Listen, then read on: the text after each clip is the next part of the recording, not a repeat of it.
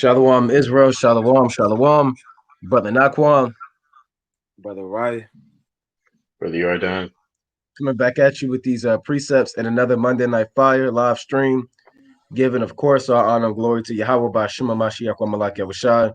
Double honors to the elect elders of the house of David that's been in the truth for decades and decades, patiently waiting for the second coming of Yahushai, laboring and doing the work of the Most High. Shalom to the mighty men that go out there and labor and do the work of the Most High, the apostles, prophets, servants, teachers, pastors, men out there on the highways and byways, risking their life to magnify the Most High's name in the last days and so the elect. Shalom to the men that may not be out there in the highways and byways, but they're getting built up in the spirit through studying, praying, fasting, getting the households in order, keeping the commandments, and staying steadfast in the faith. Shalom to all of the Aquath out there, married and unmarried, keeping the commandments, reverencing their husbands, being submissive, guiding the households in righteousness, raising up the children in this wicked world, and doing all things decently in order, like your foremothers. This is a second installment of Hidden Mysteries in Daniel. This is volume 2. If you watched the previous live stream, we covered Daniel, the first chapter. We went into Ezekiel 17, Ezekiel 19, all throughout 2 Kings 24, 25, Jeremiah, all over. We was all over, right? A lot of information being brought out in this Hidden Mysteries in Daniel series, man. So brothers and sisters, make sure you got your pen and your pad, your highlighter, your apocrypha, your notebook. You know, you might, I don't know what else you need, flashcards, you know. So we're gonna get it in. Brothers, got any points before we get it started? All right, let's hop right into it. We in the book of Daniel, the second chapter. All right, we in the book of Daniel, the second chapter, and we're gonna kick right back off. And we'll see, most time willing, we can finish the entire chapter. It's a lot of information we want to go over. We may go into some geography. We may go into some etymology. We're obviously in prophecy in Daniel the second chapter. You know, we may go into artifacts, right? So, hold on to your seat if this is your thing. You got it, Yardan. And I got a precept. This is right. 24 and 32. I will yet make doctrine to shine as the morning, and I will send forth her light afar off. I will yet pour out doctrine as prophecy, and leave it to all generations forever. Behold, that I have not labored for myself only, but for all them that seek wisdom. There you have it, man. So we pouring out doctrine as prophecy for who? Is this for us? We doing this live stream just for us. We doing a public study session, right? No, this is not for us. This is for everybody else, man. That seek learning. Right? Because we got the information through the spirit and power of Yahweh Shah. But our job is to give it to those who need it, man. And Yahweh Shah said in Psalms chapter 22, I have declared thy name unto my brethren, man. So we have to declare the name of the Most High to our brethren. So let's kick it off. Daniel chapter 2 and 1. The book of Daniel chapter 2, verse 1. So in the second year of the reign of Nebuchadnezzar, Nebuchadnezzar dreamed dreams wherewith his spirit was troubled, and his sleep brake from him. Right, now, the second year of Nebuchadnezzar is 604 BC, right? We went into that on the previous lesson, right? And he dreamed dreams where his spirit troubled and his sleep brake from him. And that happened in time past. Let's go to the book of Genesis, right? Where the Lord will visit man. The Lord can visit heathen via dreams too. The Lord don't just deal with the children of Israel through dreams. He can play on these heathens' mind. Right? Everybody belongs to the Most High, right? To be tormented or to be lifted up. Well, let's go to Genesis 41 and 8. Right, Genesis 41 and 8 to see about the king of Egypt, and he had the same thing that plague and trouble that Nebuchadnezzar had. Right, so let's pull that up. Baba Kashar. Book of Genesis chapter 41, verse 8. And it came to pass in the morning that his spirit was troubled, and he sent and called for all the magicians of Egypt and all the wise men thereof, and Pharaoh told them his dream. See that? So that same thing happened to Pharaoh, right? The Most High could destroy you with a dream, man. That's in Job, the 7th chapter, I was at Job 7 and 14, right? Or set 4, you can start at 14 and 15. Right? Let's get that Baba Kasha. So the Most High, when you read the account in Egypt, he plagued the king of Egypt with certain dreams that dealt with the famine that was coming to the land. That dream came to pass. The Most High words that was steadfast. Joseph interpreted the dream through the Spirit, and they had to deal with that famine. Same thing that we're reading about about Nebuchadnezzar. There's a dream that the Most High gave him that will come to pass. The dream thereof is certain, and the interpretation sure. Right? So let's read that. Book of Job, chapter 7, verse 14. Then thou scarest me with dreams and terrifiest me through visions. See that? The Lord can scare you through dreams, man. Right? Hey, people die in their sleep every day. You wake up sweating, heart racing, you know, your damn sheets are soaked with sweat. You have all types of apparitions and nightmares. That's in the book of Wisdom of Solomon. Although those wasn't dreams in Wisdom of Solomon, they was apparitions, a trance, if you will. Right? And this is what happened to Nebuchadnezzar. And we're going to break down what he saw. You got it, Yardan. It's Job chapter 4, verse 13. And thoughts from the visions of the night, when deep sleep falleth on men, fear came upon me, and trembling, which made all my bones to shake. Right, I believe that happened to Eliphaz. Then the spirit passed by, then the spirit passed before my face, the hair of my flesh stood up. Right, you see that? Then that's a demon that came and kind of rebuked him, man. What the hell are you doing, man? What you getting proud for? Shall a mortal man be more just than God? You know? I got a precept. It's the book of Job, chapter 33 and verse 14. For God speaketh once, yet twice, yet man perceiveth not.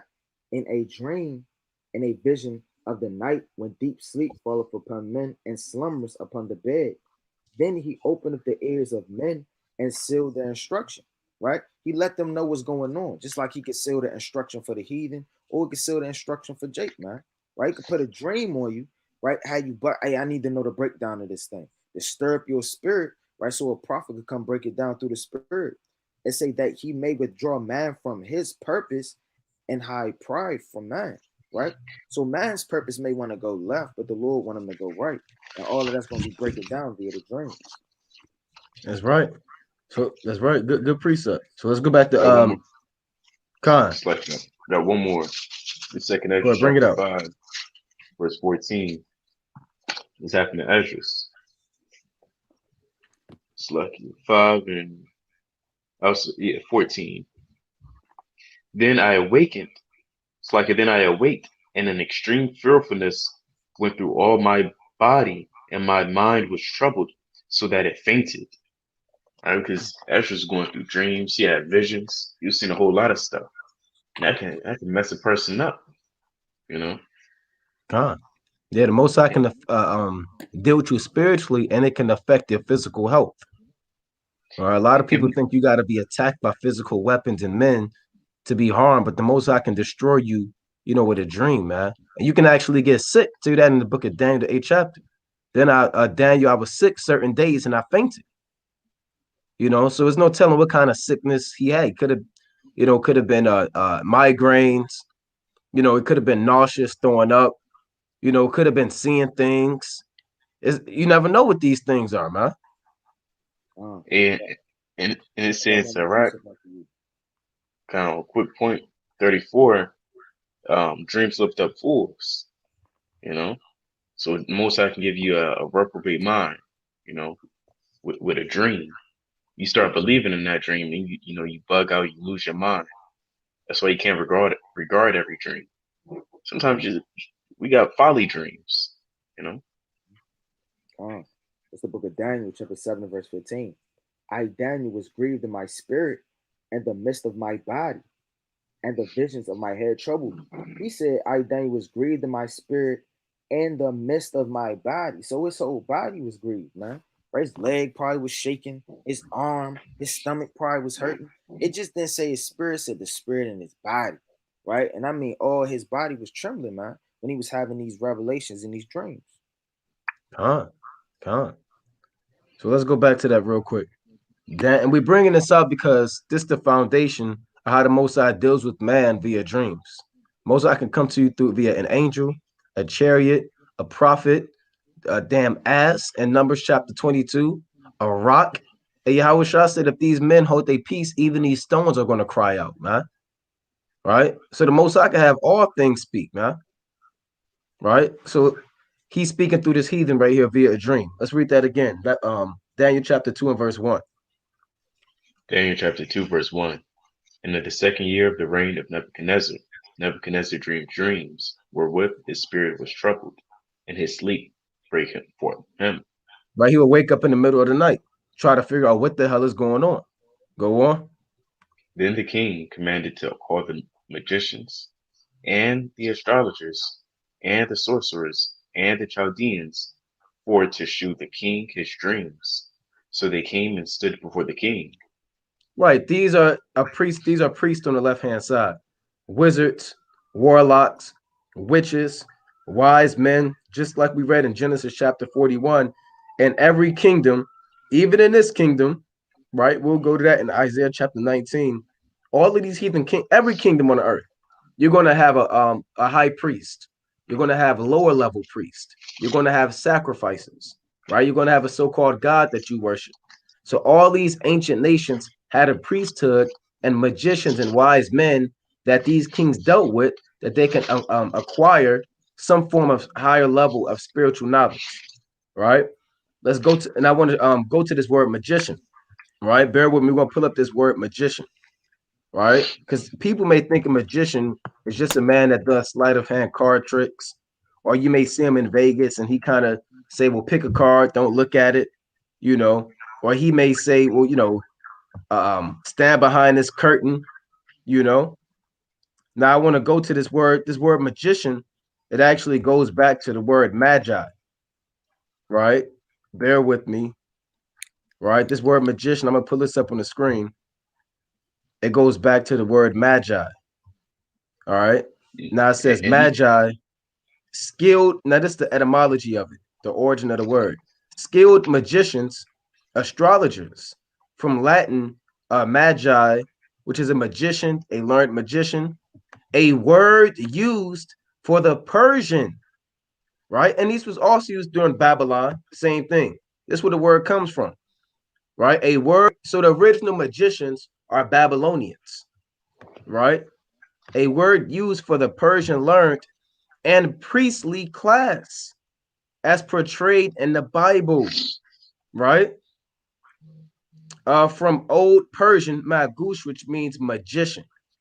You see that? So true magicians, they belong to a priestly class. These are highly esteemed, wealthy, wise men that deal with high levels of demons on the left-hand side, right? So that's the original magician goes back to the men that Nebuchadnezzar dealt with. And they wasn't doing card tricks with Nebuchadnezzar. They were tapping into demonic energy on the left-hand side to get certain revelations from the spiritual demon Satan, right?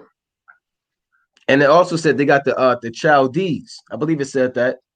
Then the king commanded to call the magicians and the astrologers. Astrologers are people that study the stars, right? And sorcerers and the Chaldeans, right? Now the Chaldeans, those are ancient, what you call Babylonians, right? Let's go to Acts 7:1 real quick, right? Because Abraham, he dwelt amongst the Chaldeans in the ancient times. He dwelt amongst the Chaldeans. That's where our forefathers are from. All right. Acts 7:1. The book of Acts, chapter 7, verse 1. And it reads this. And in those days, then said the high priest, are these things so? And he said, men, brethren, and fathers, hearken.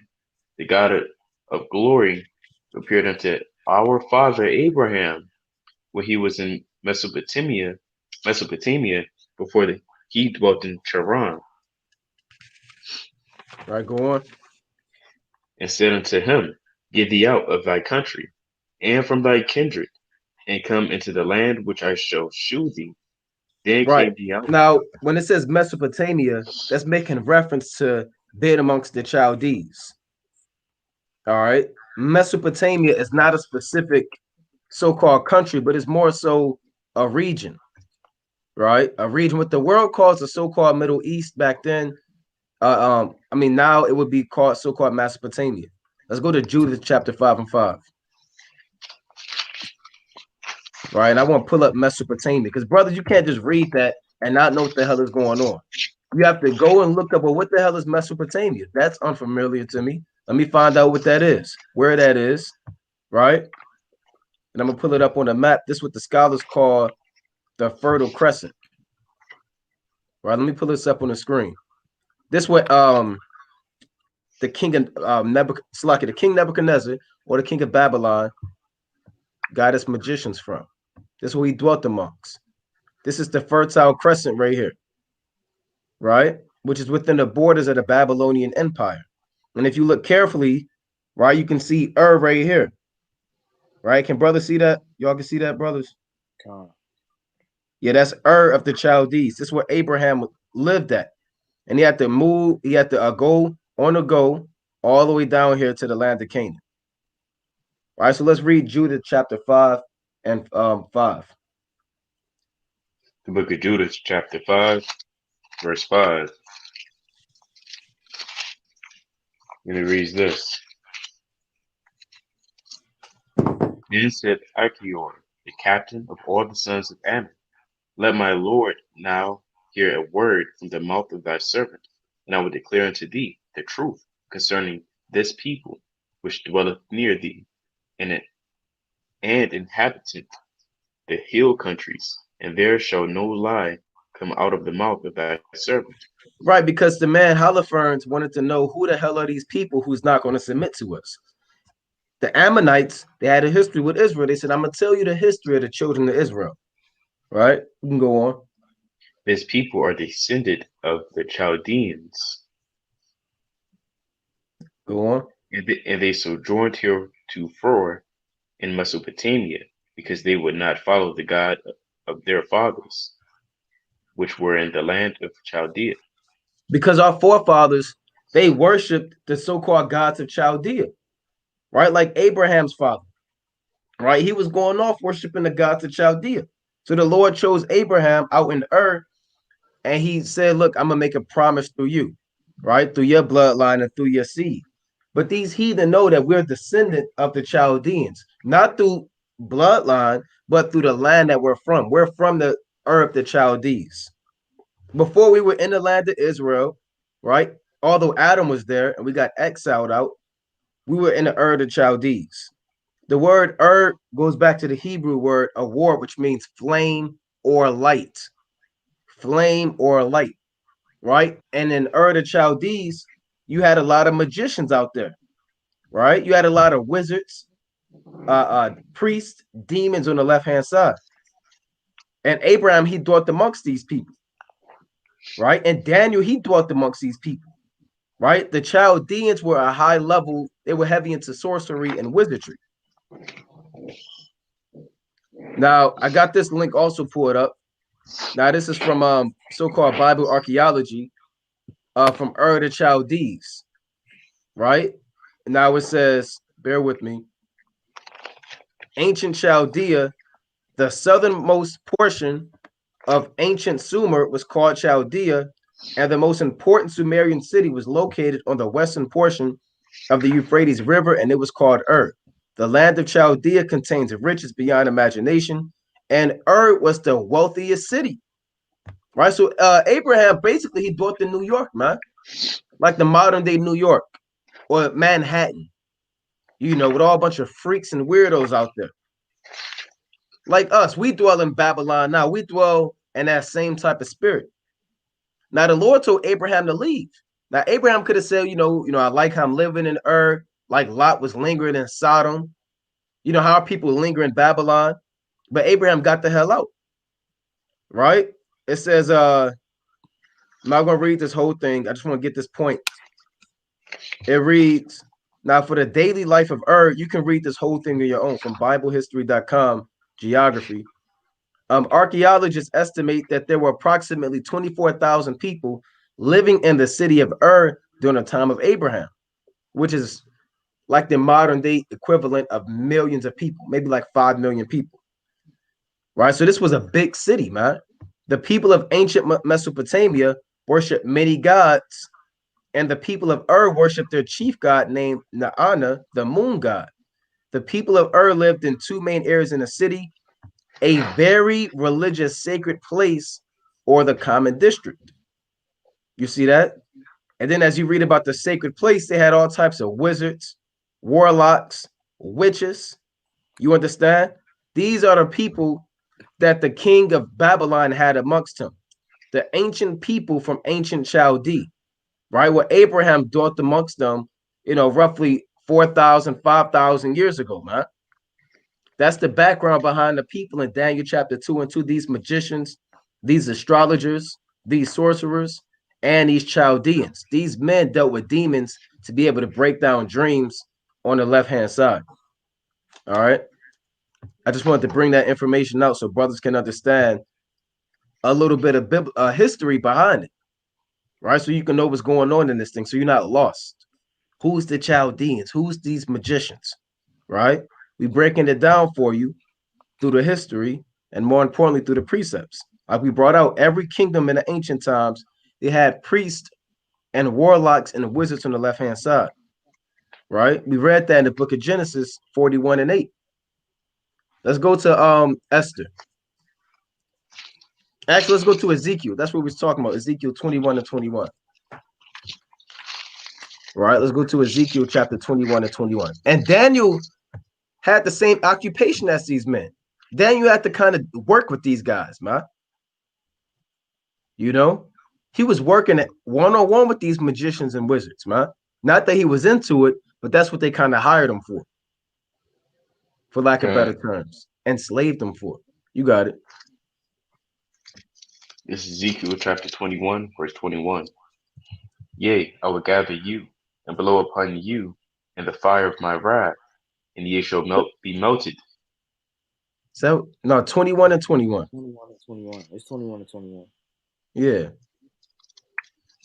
Ezekiel? Con. I read it. It's the book of Ezekiel. Oh. Con, you got it. Was it? Yea, I will gather you and blow upon you in the fire of my wrath. I read it. It's okay, Con. Chapter 21 and verse 21. For the king of Babylon stood at the parting of the way, at the head of the two ways, to use divination. He made his arrows bright. He consulted with images.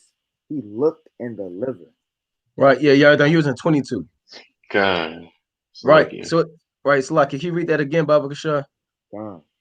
For the king of Babylon stood at the parting of the way, at the head of the two ways, to use divination. He made his arrows bright. He consulted with images. He looked in the liver. He consulted with images. Meaning he dealt with other so-called gods. And again, what does it mean he looked in the liver? Meaning he was into all types of witchcraft, man.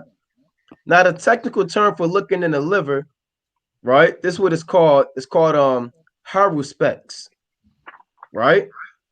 They did this in ancient Rome, which means they do it now. And they did it back then. It says a religious official who interpreted omens by inspecting the entrails of sacrificial animals. So they would actually take the liver out of an animal, open it up, call upon a spiritual demon Satan, light thousands of incense, trace their hand among the organ linings, right? And try to deal with omens and all manner of sorcery, man. That's called a haruspex. It's a form of divination, right? Witchcraft. So they deal with that on the left-hand side. Like we brought out, when you read the book of Tobit, the angel kind of know about that on the right-hand side. Remember, he told Tobit, take the liver, and I want you to take the gall of the fish, and you're going to kind of cure your father's blindness. It's the book of Tobit, chapter 6 and verse 1. And as they went on their journey, they came in the evening to the river of Tyrus, and they lodged there. And when the young man went down to wash himself, a fish leaped out of the river and would have devoured him. Then the angel said unto him, Take the fish. And the young man laid hold of the fish and drew it to the land. To whom the angel said, Open the fish and take the heart and the liver and the gall and put them up safely. So the young man did as the angel commanded him. And when they had roasted the fish, they did eat it. When they both went on their way till they drew near to Ecbatana. Right? Huh. You see that? So he used the heart and a liver. Now, one was used to bind up a demon, to actually exorcise a demon. And one of these parts was used to cure blindness, right? In the book of Tobit. Right here I got this one too. This Tobit chapter 8 and 1. And when they had supped, they brought Tobias in unto her. And as he went, he remembered the words of Raphael and took the ashes of the perfumes and put the heart and the liver of the fish thereupon and made a smoke therewith, the which smell, when the evil spirit that smelled, he fled into the utmost parts of Egypt, and the angel bound him. Right? Like them demons want to go into the swine because that's an unclean vessel. Hey, these demons want to go to Egypt. A lot of witchcraft, sorcery, evil men out there that they can dwell amongst, man. Evil lust women, right? Homosexuals. That's why they want to go to Egypt, you know? But the point is, he kind of knew about that spiritual level dealing with the organs, man. But on the right-hand side. Can you go try that now? You got a problem watching pornography, and you go fishing, and then you take the liver out and the heart, right? You can't stop smoking weed. You light it on fire. Right now, you think you mighty in the spirit. No, brother, you can't do that now, brother. You're not Raphael. Right. All right. Stop, brother. Just fast, pray, repent, and get yourself together, brother. All right. Let's go to Esther 1 and 13. Right. These are the magicians, the astrologers, and the wise men. That back then they used to break down dreams, man. These was like your modern day senators, your modern day top governors, man. Your top scientists. I'll use that term. They're equivalent for your top physicists, engineers, people that work with aeronautics, all types of mathematicians. These are the wise men that Nebuchadnezzar was dealing with, right? And the king of Persia dealt with it too, right? That's found in the book of Esther, the 1st chapter and the 13th verse. All right, so let's get that. Oh, additions to Esther? No, regular Esther. It's Esther, chapter 13. Esther chapter 1 and 13. Chapter 1, verse 13. And it reads this. Then the king said to the wise men, which knew the times, for so was the king's manner toward all that knew law and judgment. See that? So these guys dealt with law, judgment. They knew the times when they worshiped the stars. They was into astrology. So that's even in ancient Persia, they had wise men. Ancient Greece, if you've seen the movie 300, they had wise men. We brought that up before when King Leonidas, he had to scale the mountain, right? And he had to deal with them grotesque looking, they were called the oracles. And he had to kind of ask them, look, can I go to war? Even the king couldn't call the shots. The king had to inquire of the oracles, man. Right? Like we inquire of Yahweh Shem Yahushua. Like David. Didn't David always inquire of Most High? Right? David took hold on the ephod. Or David asked the Lord, shall I go up and smite the Philistines? Right?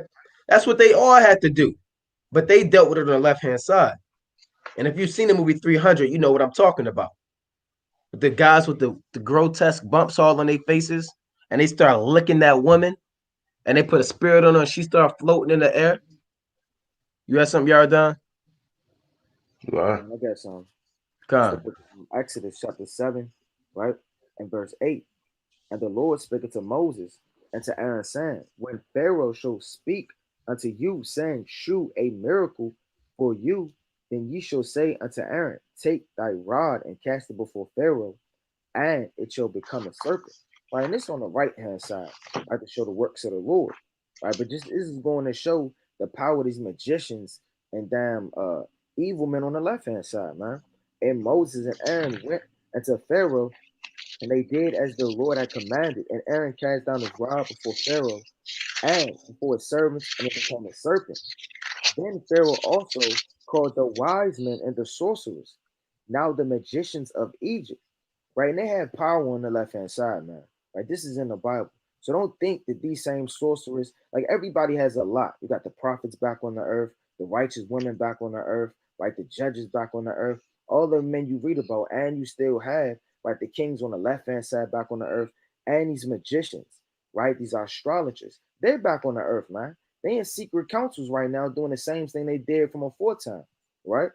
It says, then a Pharaoh called the wise men and the sorcerers, now the magicians of Egypt.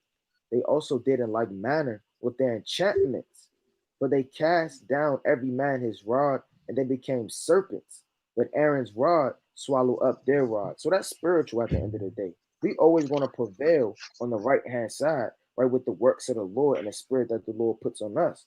Right, we are flaming fire out in these last days. The word is a fire. We speak in prophecies, right? And they come in the left hand side. You got it, y'all done. It's another character on the left hand side, another wicked dude. This Acts chapter 8, verse 9.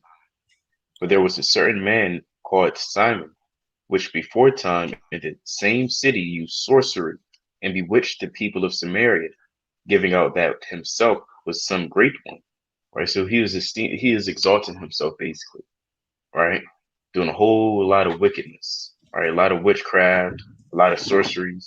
He was doing more than pulling a rabbit out of a hat and saying abracadabra. Right, verse 10. To whom they all gave heed. Right, so everybody was paying attention to this dude, from the least to the greatest, saying this man is the great power of God. And to him they had regard, because that of long time he had bewitched them with sorceries, right? So he was really put a spell on them, right? In other words, right? Because when you amaze somebody through all your, that witchcraft, people get, enamored. They say, "Wow, I got to follow this dude," right? That happened with Chris Angel, right? He was doing all that wickedness, and he had a large following. Ain't nothing new under the sun. There was witchcraft being performed back then in the ancient world. Same thing now. That's right. And like we were saying, you may think it was just ancient Egypt or ancient Babylon and Persia, and it was outdated, and the white man didn't deal with that. The so-called white man got things fair. The so-called white man used his intelligence. No, the so-called white man deal with witches and warlocks too, man. He's one of these ancient nations. A lot of people think the so-called white man is God. And he from over there too, man. He's in that region. He dealt with the so-called Canaanite gods. Does not the Pope deal with the Dagon, the fish god, right? Does not the so-called white man have when you look up, he has an inauguration.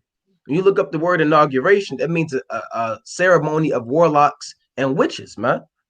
Right? Let me pull this up real quick. Right? So all these top men into wizardry, man. Right? Let me pull this up. And brothers, you talking about, yeah, I voted and I believe in God, right? Well, you don't know what's going on, man. Now here's the word agor. Like this, where you get the word inauguration, right? Inauguration. Now you had an actual man called an agor, right? It says a religious. Can brothers see this? This is the etymology. Mm-hmm. A religious official in ancient Rome who foretold events by observing and interpreting signs and omens, perhaps originally meaning an increase in crops enacted in ritual, right? You see that? So it deals with witchcraft, man. That's what an agor is, all right? And they will have ceremonies and omens and try to foretell events. That's why this government, they always dealing with all manner of sorcery, man. Predictive programming, subliminal messages. So anytime you have an inauguration, People don't know that's actually a secret ceremony, right? Dealing with sorcery and witchcraft to bring a man up to be a so-called priest. So the Romans, they even dealt with this thing, man. Like we went into the Greeks dealt with it. They had the oracles. All right. I got a precept. It's the book of Revelation, chapter 18 and verse 23. And the light of the candle shall shine no more at all in thee, right? All that light that you got of this world, man, your wisdom, your knowledge, and the understanding on the left-hand side, and the voice of the bridegroom and of the bride should be heard no more at all in thee. For thy merchandise, which was great of men of the earth, for by thy sorceries was all nations deceived. So the Lord told you straight up and down, man, that sorcery, that magicians, right? All of those people and wise men on the left-hand side. Hey, the Lord said, by all the sorceries, what the nations conceive, right? Everything's not have to be on a physical level, just like it was in ancient Egypt.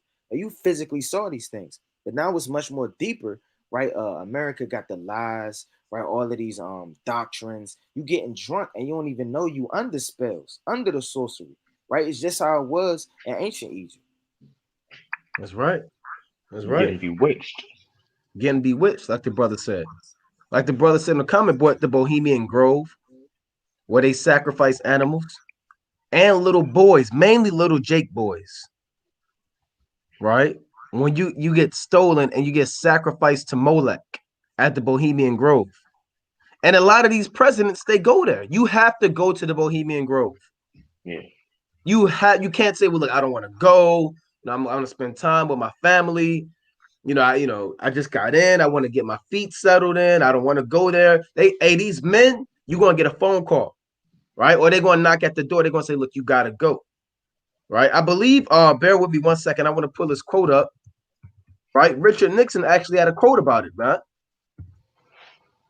Right, bear with me. He actually said it was I want to pull this up. Now, this is actually a quote from Richard Nixon. And Richard Nixon, he was a president, right? And he had to deal with that too. Right? He has a quote about the Bohemian Grove.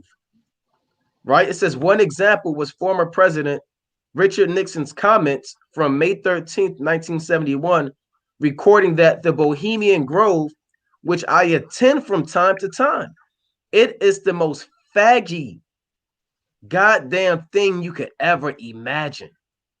He said it's the most faggotry. That means all hell breaking loose, man. That means you get there, men popping boys, boys popping men, right? Oh, you got it. I was just about to say, if the so-called white man is saying that, you gotta be like, what the hell? If he even saying that.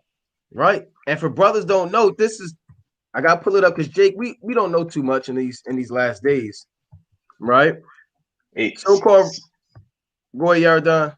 So like there's an interview, it's like 30 seconds where they asked there's one senator, I believe, or George Bush about the Bohemian Grove. And he said, I can't talk about it. I can't do it. You see that? So that's part of that inauguration. You have to go there and you got to offer up a little Jake baby up to Molech. Because what you think, you're looking at the inauguration, you're looking at Beyonce singing, or you may see him waving on the stage with all of the people, and you say, oh, look, we're watching the inauguration. He gives a speech. That's just for the public. After that, look, he got to go handle real business. They got to have an inauguration behind closed doors. You have an Agor there. You have wizards and warlocks. Hey, when these guys have dreams, they're not calling Dr. Phil, man. When the Rothschild and the Rockefellers, they had these nightmares and visions to that in Job, the 15th chapter. That he be getting troubled by the word and he be having nightmares and all of that, man. I'm going to pull that up, right? And who do they call? They call these wizards, man.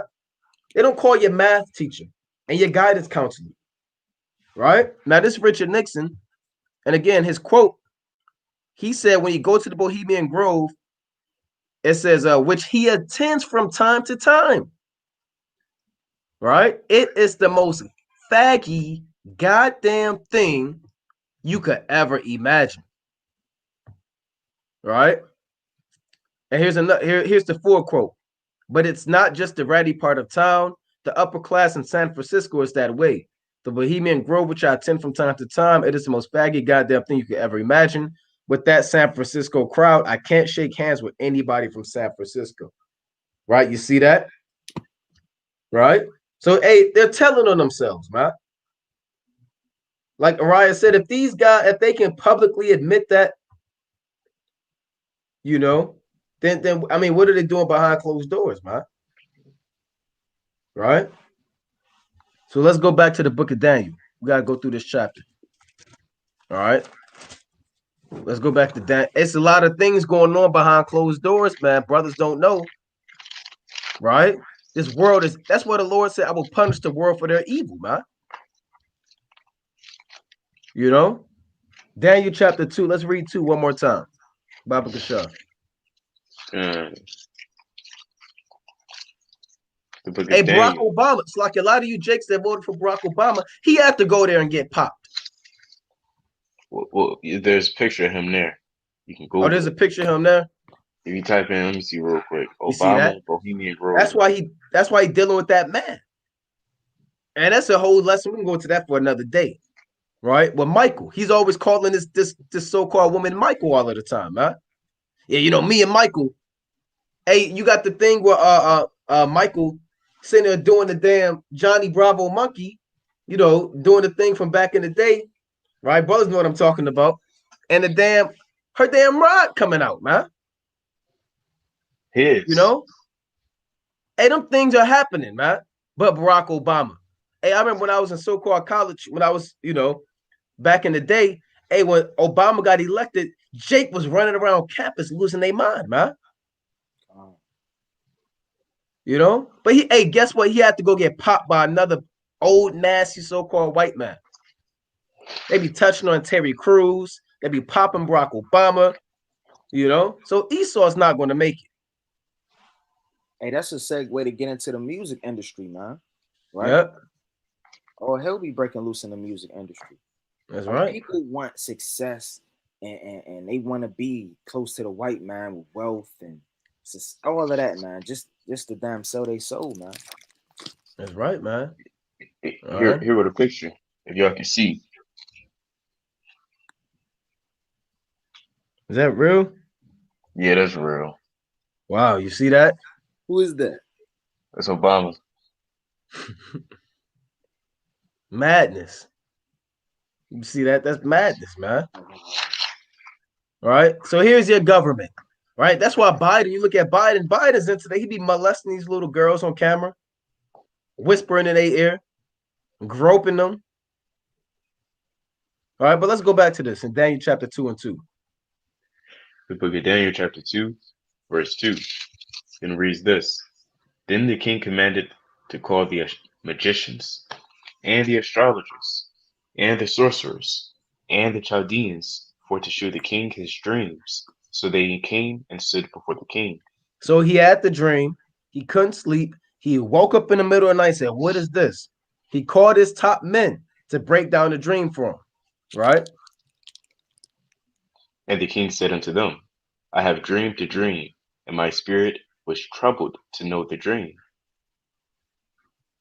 Then spake the Chaldeans to the king and Syriac, O king, live forever. Tell thy servants the dream, and we will shew thee their interpretation. See that? They said, show us the dream, and we'll break it down for you. Right? They've done this plenty of times. They said, oh, you had a dream? Hey, tell us, and we'll break it down for you. We got you. Hey, so they probably was speaking proud, probably had on little garments on, probably came out all glorious on the left hand side. Yep. Verse 5. The king answered and said to the Chaldeans, the thing is gone from me. The thing going from me, meaning I can't remember. Right? I don't remember this dream. You know? If ye will not make known unto me the dream with the interpretation thereof, ye shall be cut in pieces, and your houses shall be made a dunghill. So that sounds like an impossible task. Somebody said, hey, brother, I had this crazy dream, man. Oh, brother, tell me. I can't remember. I want you to tell me a dream I had, and I want you to break it down for me. Hey, that's impossible for man, right? And if these guys couldn't get it done, guess what? They're gonna get cut in pieces, and their house is destroyed. So this king, man, look, you better do what you got to do, or he gonna do what he got to do. Right. You know. Go on. Yeah. Should have called in 6. Verse 7. Right. They answered again and said, "Let the king tell his servants the dream, and we will shoot the interpretation of it." They heard him the first time, but they kind of acting like, well, maybe, hold on, that don't sound right. Yeah, tell us the dream. He just told you he can't remember. So they trying to kind of get around it. The king answered and said, "I know of certainty that ye would gain the time, because ye see the thing is gone from me." Look, you could buy it. Look, I can't remember. I can't remember the dream. Right? But gain the time and he buy the time. Go on. But if ye will not make known unto me the dream, there is but one decree for you, for ye have prepared lying and corrupt words to speak before me. Till the time be changed, therefore, tell me the dream, and I shall know that ye can shew me the interpretation thereof. Right, because he might remember the dream, right? And you done told him the wrong dream and broke it down. Then remember the dream he had and said, hold up, y'all lied to me. That's not the dream I had. You prepared lying words for me. So you got to kind of really make sure that you tell him the right dream. Because as time progresses, that dream may come back to him. He may remember. So if you break it down the wrong dream, tell him he dreamed about A, B, and C, and that's not what he dreamt about, you got them lying words, you're going to get put to death, man.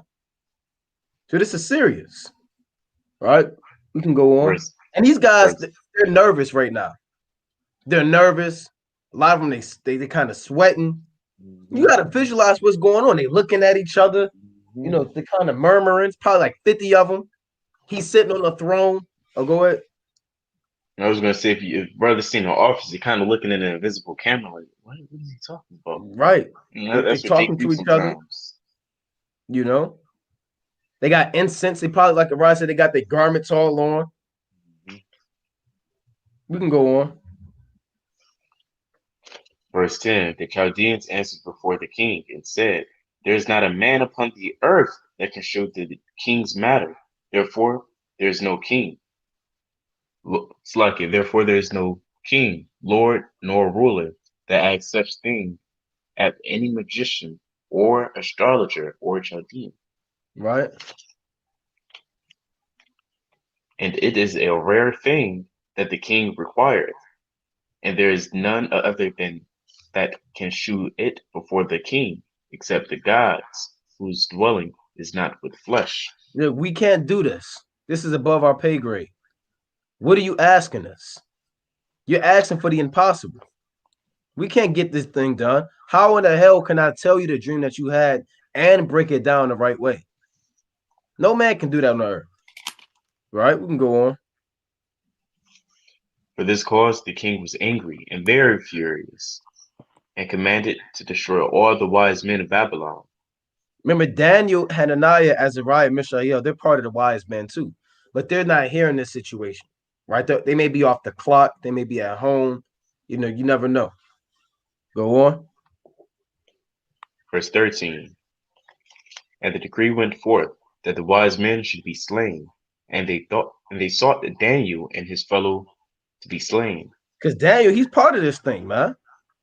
He's part of this thing. That's like, look, I'm about to fire everybody at this job, man. Right? Daniel, what the hell? I'm gonna get put to death too, and his brothers. Go on. Verse 14. Then Daniel answered with the counsel and wisdom to Arioch, the captain of the king's guard, which was gone forth to slay the wise men of Babylon. Yeah, Daniel didn't cry, right? Daniel didn't say, "What's this? I'm gonna go beat the king down." Right? He answered with counsel and wisdom. Sirach 32 and 19. Do nothing without advice. Right? And the multitude of counselors, there is safety. All right, we can go on.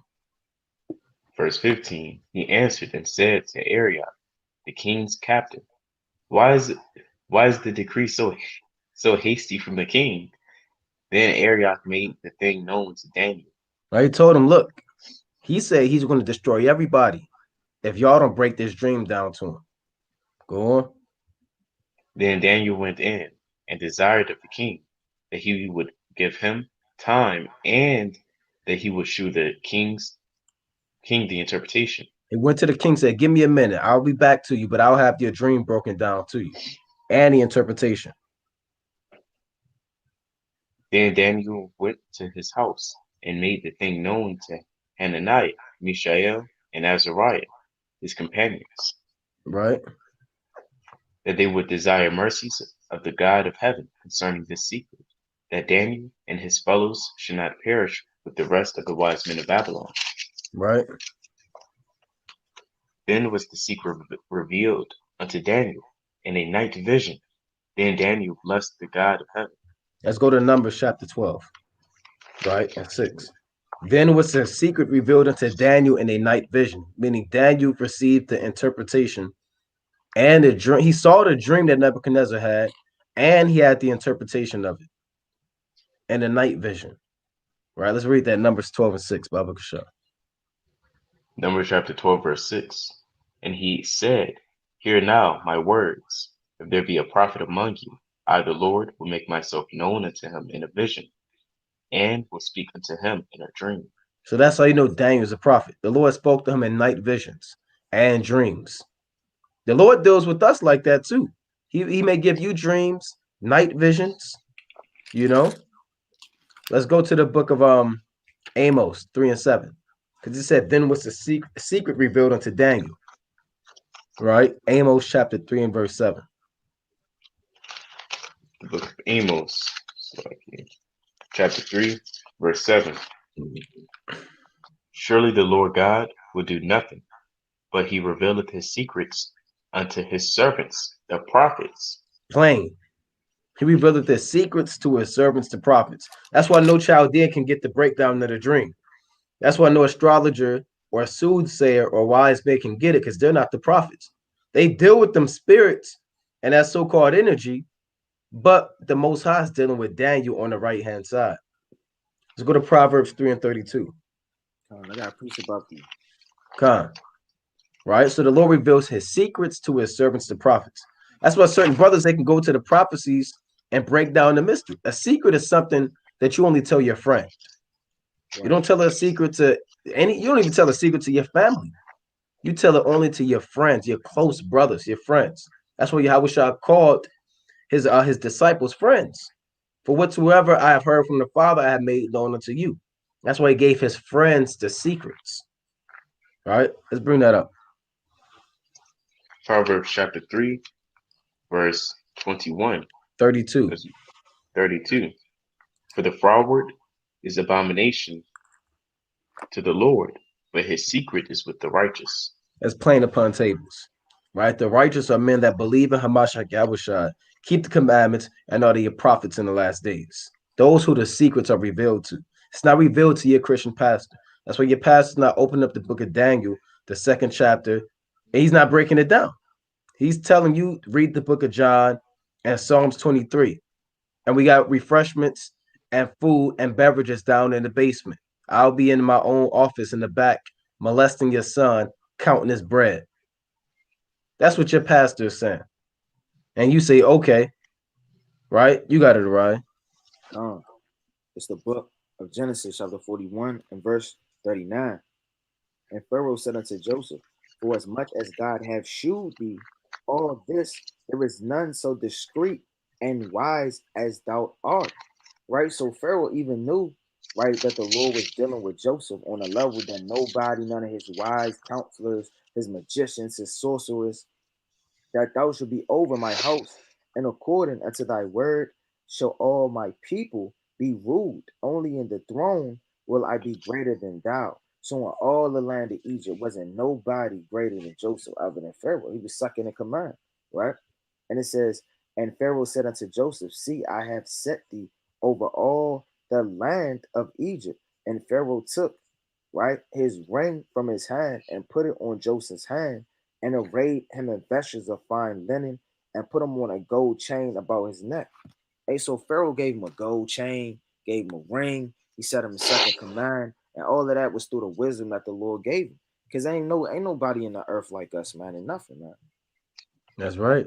That's right. Got a precept. Come on. This Psalm chapter 25, it's like verse 14. The secret of the Lord is with them that fear him, and he will shew them his covenant. Yep. That's another one. Jeremiah 33 and 1 too. All right. Jeremiah chapter 33 and 1. So you can't get the, you're not, with that saying, you're not going to get the in-depth breakdowns, right? You may only know Deuteronomy 28 and 64, or you may only know 1 Corinthians chapter 11 and 1, or Revelation chapter 1 and 3, right? Blessed is he that readeth, right? But you're not going to get the in-depth secrets if you don't fear the Lord, man. Why would I give a secret to somebody I don't even know, and they don't know me? And you only know the Lord if you keep the commandments. And you got to prove somebody to give them secrets, man. I won't just give no random dude on the streets, some type of information. I may get that to these brothers, Araya and Yaradan, but I won't give it to no random dude. These damn niggas out here are damn selling dope, right? And killing their people. Just like the Most High is not going to give his secrets to just anybody, man. These things are gems, pearls in Matthew 7 and 6. Right? You got it. Would you just give a pearl to anybody, let alone swine? That would be, what is swine going to do with a pearl? Right? You got it. It's the book of Romans, chapter 16, right? And verse 25. Now to him that is of power to establish you according to my gospel, and of the preaching of Mashiach Yahushua, according to the revelation of the mystery which was kept secret since the world began. So since the world began, there was certain secrets that was just kept secret from man. You can't get the breakdown.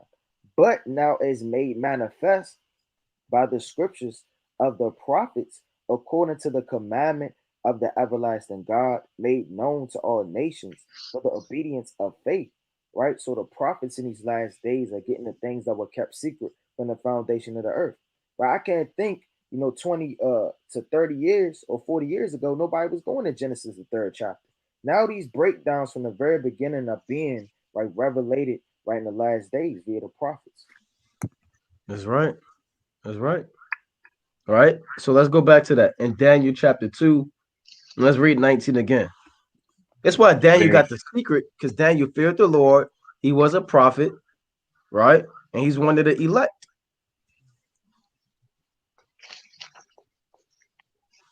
Daniel chapter 2, verse 19. Then was the secret revealed unto Daniel in a night vision. Then Daniel blessed the Lord, the God of Israel. Right, the God of heaven.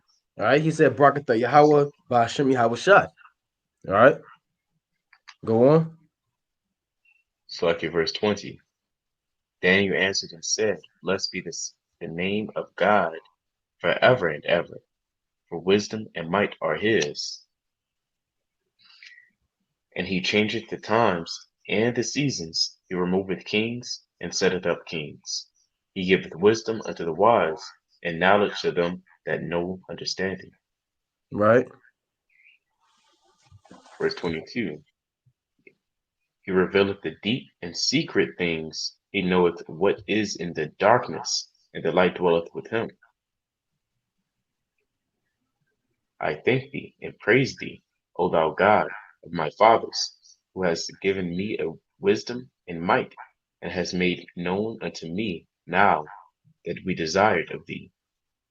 For thou hast now made known unto us the king's matter. So Daniel thanked the Most High. A lot of brothers, you be getting understanding, and you just think it's just, well, like you deserve it, right? Like you've studied so much, now the Most High, I got to give it to you. No, man, the Lord, this was a gift, man. These secrets are gifts.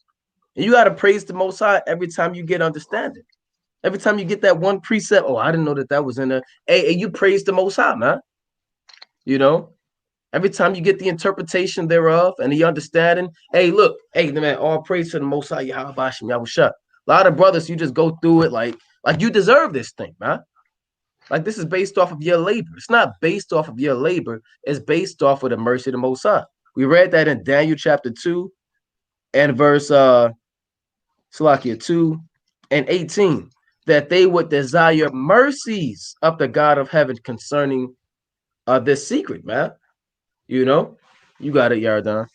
Hey, Jay could read some and they'll point one thing with the other, not giving credit to the Lord, but, in the same breath say, oh, I'm cold. Oh, I'm sweet. Oh, how I figure that out? Brother, you didn't figure nothing out. The Lord gave you that wisdom. I heard Jake say that sometimes. Oh, I was doing this and then the third. All right, they never want to give credit to the Heavenly Father. They say, I did it. Yeah, that's that Nebuchadnezzar spirit, man, who walked into the palace and said, I've gotten this by the might of my hand. Let's go to Psalms chapter 119 and 18. Psalms chapter 119 and verse 18.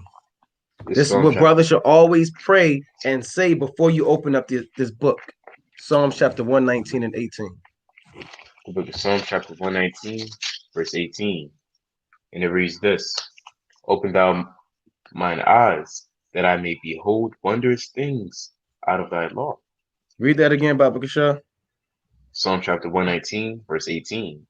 Open thou mine eyes, that I may behold wondrous things out of thy law. That's what you pray for, man. Before you open up this book, you open up the Apocrypha, you pray to Yahweh Shem Yahushua that he may open up your eyes. Meaning that's not your literal eyes. Go to Ephesians 1 and 18. Right? That's your spiritual eyes. He may give you eyesight that you may see wondrous things, that you can see different understanding, see things twofold, see things threefold, right? See what you need to correct yourself. See what you need to build up yourself as an Israelite in this thing. That's what you pray for when you read, man. Right? Let's get that real quick. Ephesians 1 and 18. Ephesians chapter 1, verse 18. The eyes of your understanding being enlightened, that ye may know what is the hope of his calling, and what the riches of the glory of his inheritance of the saints. See that? So you have your regular eyes and you have the eyes of your understanding. And your eyes of your understanding is talking about your mind. And you want that to be enlightened, that you may see wondrous things out of this law. That's what Daniel did, man. All right, Daniel didn't go just try to figure it out. He prayed to the Most High, and the Lord dealt with him. And he blessed the Most High for that, man. All right, so let's go back to that. Daniel 2 and 24. The book of Daniel, chapter 2 and 24. The book of Daniel, chapter 2, verse 24. Therefore Daniel went in unto Arioch, whom the king had ordained to destroy the wise men of Babylon. He went and said thus unto him, Destroy not the wise men of Babylon. Bring me in before the king, and I will shew unto the king the interpretation. Right. Then Arioch brought in Daniel before the king in haste, and said thus unto him, I have found a man of the captives of Judah that will make known unto the king the interpretation. So Daniel had a good report with this guy, man. That's why he brought him in haste, to kind of look out for Daniel. Right? He made himself, there's a whole parable about that in Luke chapter 16. Make yourselves friends in a mammon. So when you start going through it, these guys can look out for you, man. What if Daniel was a nigga to Arioch?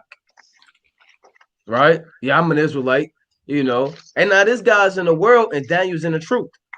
We still kind of dealt with this man in wisdom. And because the Lord put it in a situation where he had to kind of depend on this man. Sometimes you got to depend on these people, man. It's the book of Luke, chapter 16, verse 8. And the Lord commended the unjust steward, because he had done wisely. For the children of this world are in the generation wiser than the children of the light. So you don't want to be over righteous in this thing, man. Like the brother bringing up, right? Just like Paul, I believe he said, "Oh noble fetus," right? Yeah, something to that effect, right? In Acts, right? He wasn't getting on. All hell could have broke loose. You got to know how to move in this thing, just like David, wise in all things. Verse 9. And I say unto you, make to yourselves friends of the mammon of unrighteousness, that when ye fail, they may receive you into everlasting habitation. Right? So, hey man, you got to be wise in this thing, man. You know, That's right, man. Con. This is Romans chapter 12, verse 18. Dearly beloved, avenge not yourselves, but rather give place unto wrath, for it is written, vengeance is mine, I will repay, said the Lord. Oh, select verse 18. If it be possible, as much as lieth in you, live peaceably with all men. Right? Meaning you just can't go in on your Edomite boss. Right? You got to move in wisdom. Right? If he say good morning, don't do, and then bring out Revelation 13 and 10. Right? And then spit in his face. You got to say, hey, you got to move in wisdom. Yeah, it's okay to say good morning at work, man. Right? Because when them layovers start coming, them furloughs, hey, he might show you love, man. He might kind of not show you love. He may look out for you. He may kind of look out for you. The Lord said, when a man's ways please the Lord, he causeth even his enemies to be at peace with him. That's Proverbs 16 and 7. That's the perfect example of what we're reading about with Arioch and Daniel. He caused Arioch to move not at a regular pace, moved in haste to save Daniel. The Lord could use that, man. He brought that out with Jeremiah. Remember the king in Jeremiah 39, 10 and 11? He told the man, look out for this man, Jeremiah. Whatever he wants, do it for him. Now let's link up what Arad was bringing out. This Acts chapter 24 and 3. This Paul speaking. What's like it? This that's not what I want. Where Paul said, we thank thee, most noble Felix. Right, I'll bring it up. Right, that was the other man speaking, Terlitus, I believe. All right, bear with me. All right, but there's an account. The 26th chapter? The King Agrippa? Con, yeah, that's what it was. It's 26 and 24. Con, yep, that's what it's the water. It says, and when he had thus spake for himself, Festus said, 26 and 24. On down. Con. All right, reading on. And he spake, Slakia. Bear with me.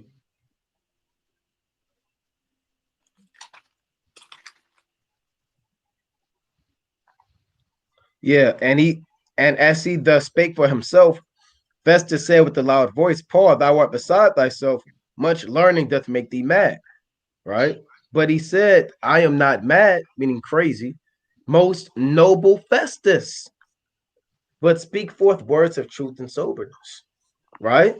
Hey, so you got to kind of know what's going on in this thing. Be wise as a serpent, harmless as a dove.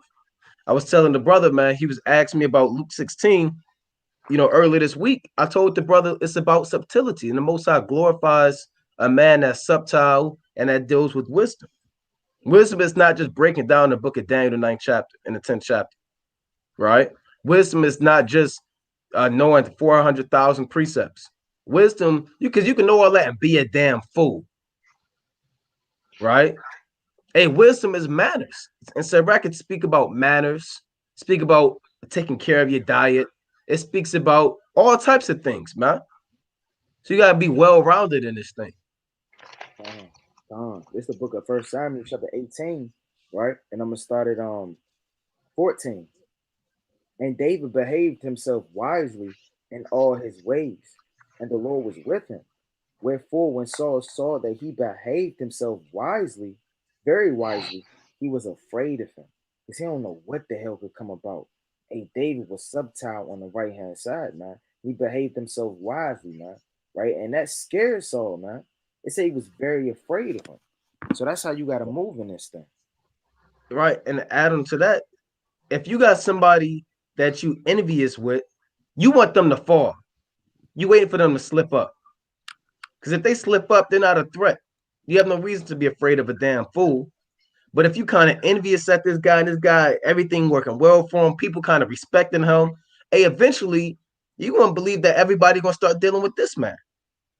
And Saul, he was an insecure, demonic man when them demons hopped on him.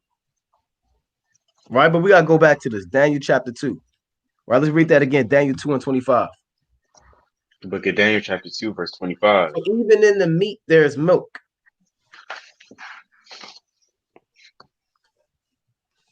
Daniel, chapter 2, verse 25.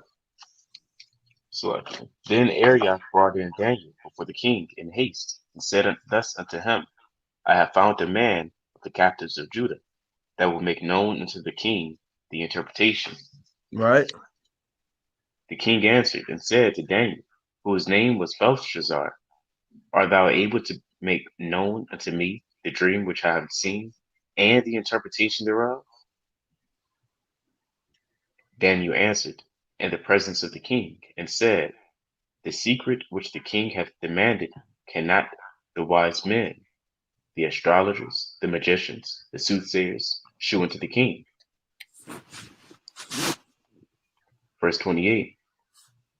But there is a God in heaven that revealeth secrets, and maketh known to the king Nebuchadnezzar, which shall be in the latter days. Thy dreams and the visions of thy head upon thy bed are these. Verse 29. As for thee, O king, thy thoughts came into thy mind upon thy bed, which should come to pass hereafter. And he that revealeth secrets make known to thee which shall come to pass. So he's telling them this dream is a future prophecy. It's going to show you what shall come to pass. But as for me, this secret is not revealed to me for any wisdom that I have more than any living, but for their sakes that shall make known the interpretation to the king, and that thou mightest know the thoughts of thy heart. Now I'm about to tell him his dream, right? Thou, O king, sawest and behold a great image. This great image, whose brightness was excellent, stood before thee, and the form thereof was terrible. Now I'm gonna pull up what he saw, right? What the scholars, have put together, right? What this man saw. Let's see. I believe this is Slaki. Bear with me. Here's the image that we want to use.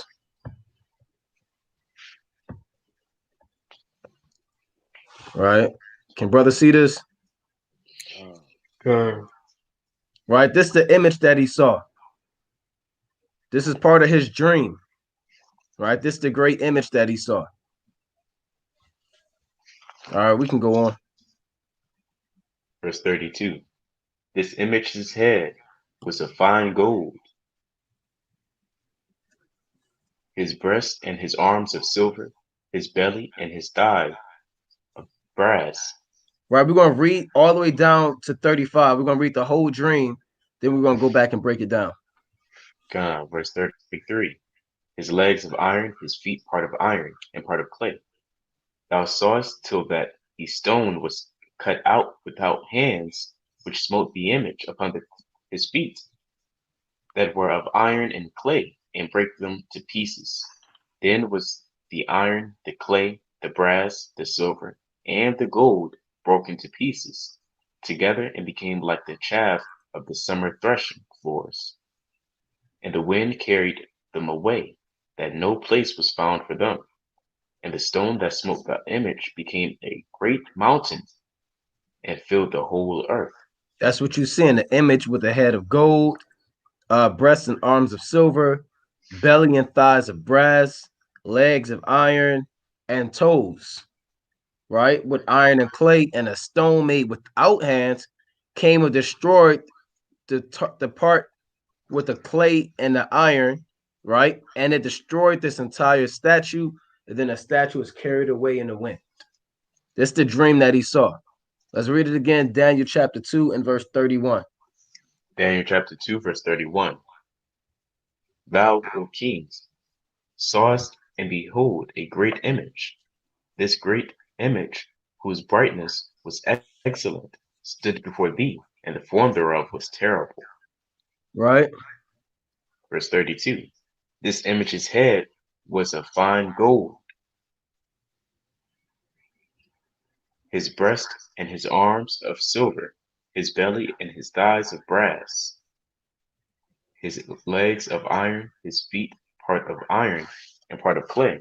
So you have different metals named. You have gold, you have silver, you have brass, you have iron, you also have clay in that thing.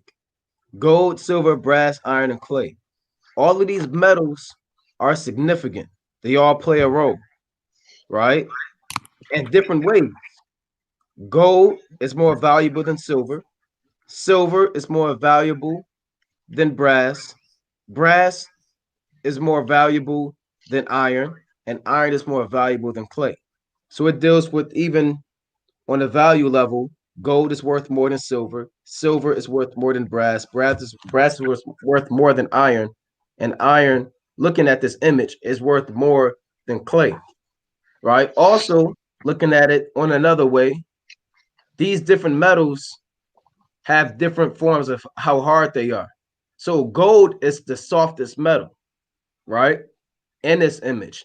Silver is harder than gold, right? So if you take raw gold and take silver, silver can beat down gold.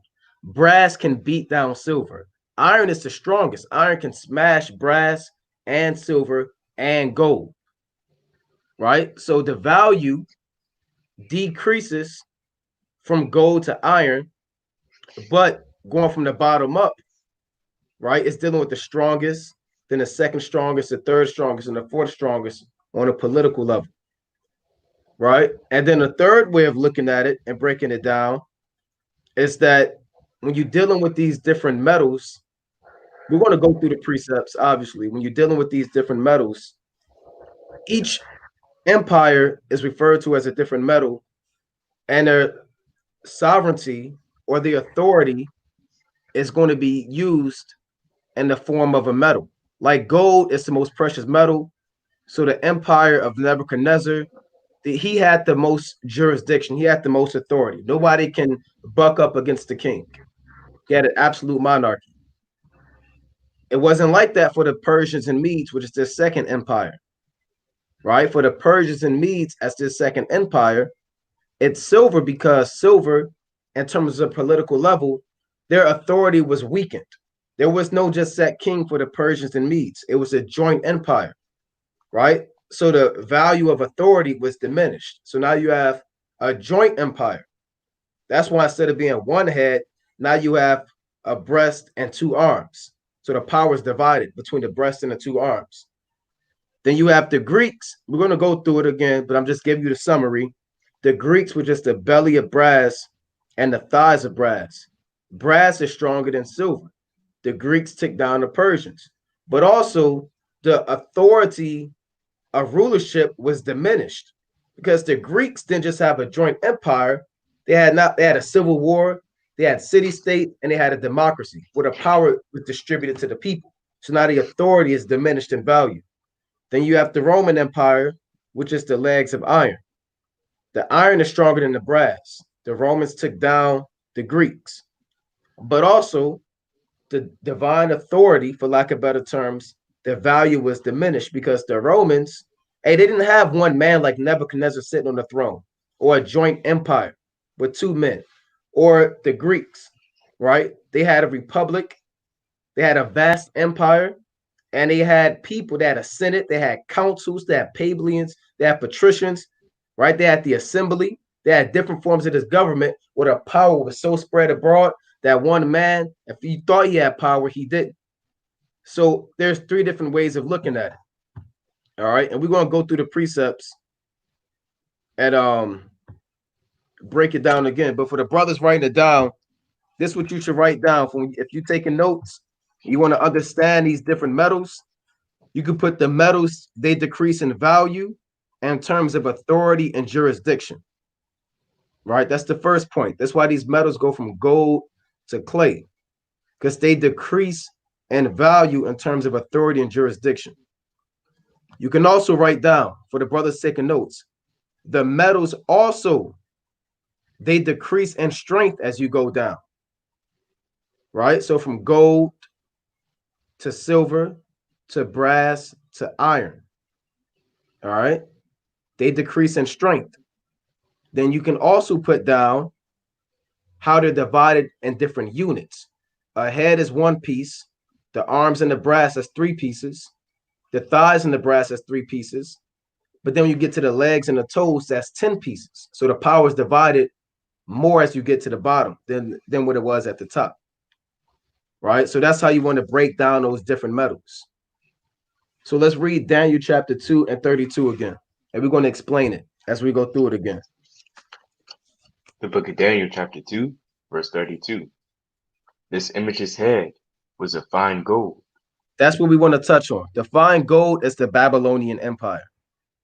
That's the fine gold. And we always go over that. The date for the Babylonian Empire, the head of fine gold, you want to put 626 to 539 BC.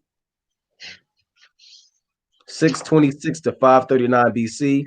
Why is it referred to as gold? Because it had a gold-like authority, a gold-like jurisdiction.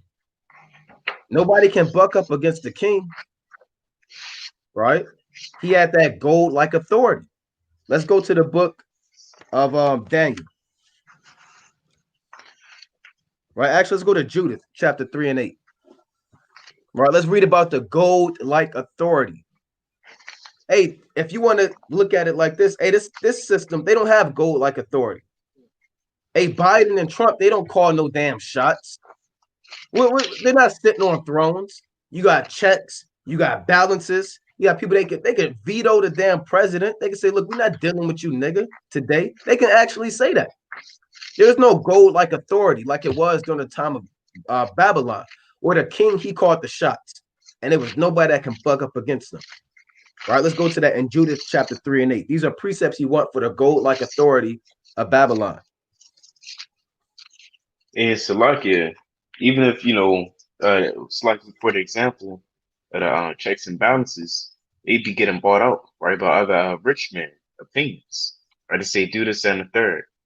So, there's no type of order, true order here. It's all bad, Come on. Judith chapter 8. 3 and 8. 3 and 8. Yet he did cast down their frontiers and cut down their groves, for he had decreed to destroy all the gods of the land, that all nations should worship Nebuchadnezzar only, and that all tongues and tribes should call upon him as God. See that? So that's gold-like authority when he was God. They had to call him God on the earth, man. Right? You couldn't say nothing else. You couldn't worship your gods or the God that you believe in of Abraham, Isaac, and Jacob. And you have to call this man God. That's why he had that gold-like authority. Everybody bowed down. And whatever he said, hey, look, you got to deal with it, man. Right? Let's go in that same book, in the book of Judith. Let's go to chapter 6 and 2. This is the gold-like authority, right? Which is the highest amount of authority in history. It belonged to these kings of Babylon. And in due time, as time progressed, power was divided in these kingdoms. Judith chapter 6 and 2. The book of Judith, chapter 6, verse 2. And who art thou, Achior, and the hirelings of Ephraim, that thou hast prophesied amongst us as today, and hast said that we should not make war with the people of Israel, because their God will defend them. And who is God but Nebuchadnezzar? That's plain. Who is God but Nebuchadnezzar? Everybody believed that this man was God. If this man said the sun is the moon, and they believed it, man. There was no checks and balances. There was nobody that could say, hold on, Nebuchadnezzar, you're going off. Right? There was no voting. Hey, well, let's vote. Like today. Right? You had no authority. You couldn't vote for the king of Babylon. Right? You couldn't have no checks and balances. There was no Senate and the House of Representatives. It was one man calling the shots. Gold-like authority. Right? That's why in Daniel the 3rd chapter, he made that image, that folly image, and everybody had to get down to it, man. No bucking up. All right, let's go to the book of First Ezra chapter 4 and 1. These are precepts you want to add for the gold-like authority and sovereignty and dominion of the Babylonian Empire from 626 to 539 BC. All right. Let's bring that out. First Ezra chapter 4. We're going to read 1 through 5 about the power of the king. First Ezra chapter 4, verse 1. Read straight through 5. We're going to read 1 through 5 straight through. Then the second that had spoken of the strength of the king began to say, O ye men, do not men excel in strength that bear rule over sea and land and all things in them? But yet the king is more mighty, for he is Lord of all these things, and hath dominion over them, and whatsoever he commandeth them, they do. Hey, if the king, like I said, if the king say, hey, today we're going to worship my feet, guess what they doing? They worshiping his feet, man. If the king said, I want to pass a decree to kill everybody, can you imagine that now? Hey, back then, they said, look, we want to destroy all of Israel in 127 provinces. What if Donald Trump said, I want to kill all the so-called Mexicans? Hey, Congress is going to shut that down, right? It's going to be a riot. All hell going to break loose. But Nebuchadnezzar, he could do stuff like that, right? We can go on. Verse 4. Hey, Salaki, now you can kind of buck up. You can tell the president, hey, look, man, F you, man. He could be walking past. He could be waving in the crowd. You can say, man, you, man. You know, you might throw a shoe at him. He got to run back. You can't do that back then. So these guys don't have no power now. Salaki, king. Verse 4. If thee bid them make war the one against the other, they do it. If he send them out against their enemies, they go and break down mountains, walls, and towers. You see that? They break down mountains, walls, and towers. That's verse 5? No, next one, verse 5. They slay and are slain, and transgress not the king's commandment. If they get the victory, they bring all to the king, as well the spoils as all things else. You see that? So that there was no paying the soldiers and giving them all of this and benefits and health care. Look, you going to war because the king said so. So again, when you're looking at that, you got a precept, king. You on mute. You on mute, king. Come on, brother. Brother going off. He on mute, man. Come on, brother. Yeah, he was kind of going in. We got to kind of bring him up. I was about to Con. It's the book of Esther, chapter 5, verse 1. Like I was saying, when you getting in these accounts, you got to visualize these things. It's the book of Esther, chapter 5, and verse 1. Now it came to pass on the third day that Esther put on her royal apparel and stood in the inner court of the king's house, over against the king's house, and the king sat upon his royal throne, and his royal house over against the gate of the house. And it was so, when the king saw Esther, the queen, standing in the court, that she obtained favor in his sight, and the king held out Esther a golden scepter that was in his hand. So Esther drew near and touched the top of the scepter. And that had to be a whole type of event just to come into the king to ask for a favor, right? He had to have a golden scepter.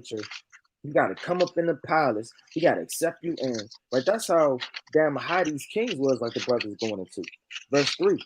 Then said the king unto her, what wilt thou, Queen Esther? And what is thy request? And said, and shall be given thee, and the half of the kingdom. And Esther answered, if it seem good unto thee, let the king and Haman come to this day unto the banquet that I have prepared for him. Then the king caused Haman to make haste, and he may do as Esther had said. So the king and Haman came to the banquet that Esther had prepared. But the point of the matter is, his own wife Esther could have got put to death, right? Right? If she came, because the decree is, when you read this, right, if you would have came and interrupted the king, you could have got put to death, man, if you didn't have favor on your request. That's a good point, man. That's a good point. You couldn't even step in the court. You know, you can visit the White House. You can take pictures. You know, you might kind of hop the fence. You know, and they might say, "Hey, look, get out of here if you're a so-called white man." Right? Hey, so it wasn't like that back then. So when you're dealing with this head of gold, it's dealing with the gold-like authority and political jurisdiction that the kings of Babylon had during the empire. Now, if you want to look at it on the map, right? Let me pull this up, the Babylonian Empire on the map, that brothers can kind of see these different things, right? So here's the Babylonian Empire on the map, right? This yellow, right? 626 to 539 BC, right? 626 to 539 BC, right? And you can understand, like I said, another point. Remember, the last kingdom are 10 toes and the legs of iron. That power is divided between one leg, another leg, and 10 toes. Compared to a head, there's no power divided in the head. He just calling everything. All right. So it shows you, even with the units or how many pieces are attached to each empire, how the power is being diminished from one head, one unit, all the way down to a last 10 units spread apart from each other, mixed up with iron and clay, man. That's why the stone attacked the toes, because that's the weakest part. And it shows you that these heathen empires are built on a rocky foundation, man, a shaky foundation. That's why the Lord came and destroyed the 10 toes. And we're going to get that because that's their weak point, right? We're going to deal with that too as we go through the lesson, right? So let's read that again. Daniel chapter 2 and verse 32. The book of Daniel chapter 2, verse 32. This image's head was of fine gold. We went through the fine gold. The fine gold is ancient Babylon, 626 to 539 BC. All right, go on. His breast and his arms of silver. Now we dealing with it. His breast, let's pull back up the image. His breast and his arms as silver. All right, we dealt with the gold. Now his breast and his arms as silver. The breast and the arms, they represent the Medo-Persian Empire, right? That's from 550 to 331 BC, right? The Persian Empire, the silver, 550 to 331 BC, right? Why is it called silver? Let's deal with it on a military level first, because silver is stronger than gold. There's something that called a Mohs hardness test, right? When you look it up, it shows the durability and how hard each metal is. The diamond being, I believe, the hardest metal. They have like talc and softer metals. Certain stones are softer than others, right? So silver is stronger than gold. That's why the Persians, they took down the Babylonians. The Medo-Persian Empire, the silver, they defeated the head of gold. All right. The Persians took down the Meads in ancient history. And if you want the chief battle, right, for the brothers is kind of getting it in, that battle is called the Battle of Apis. The Battle of Apis, where the Persians and Medes took down the Babylonians. All right, let's pull that up real quick. There's always a decisive battle to determine, and let's go to Sirach chapter 10. I believe 10 and 6. Or 10 and 8, Salakia.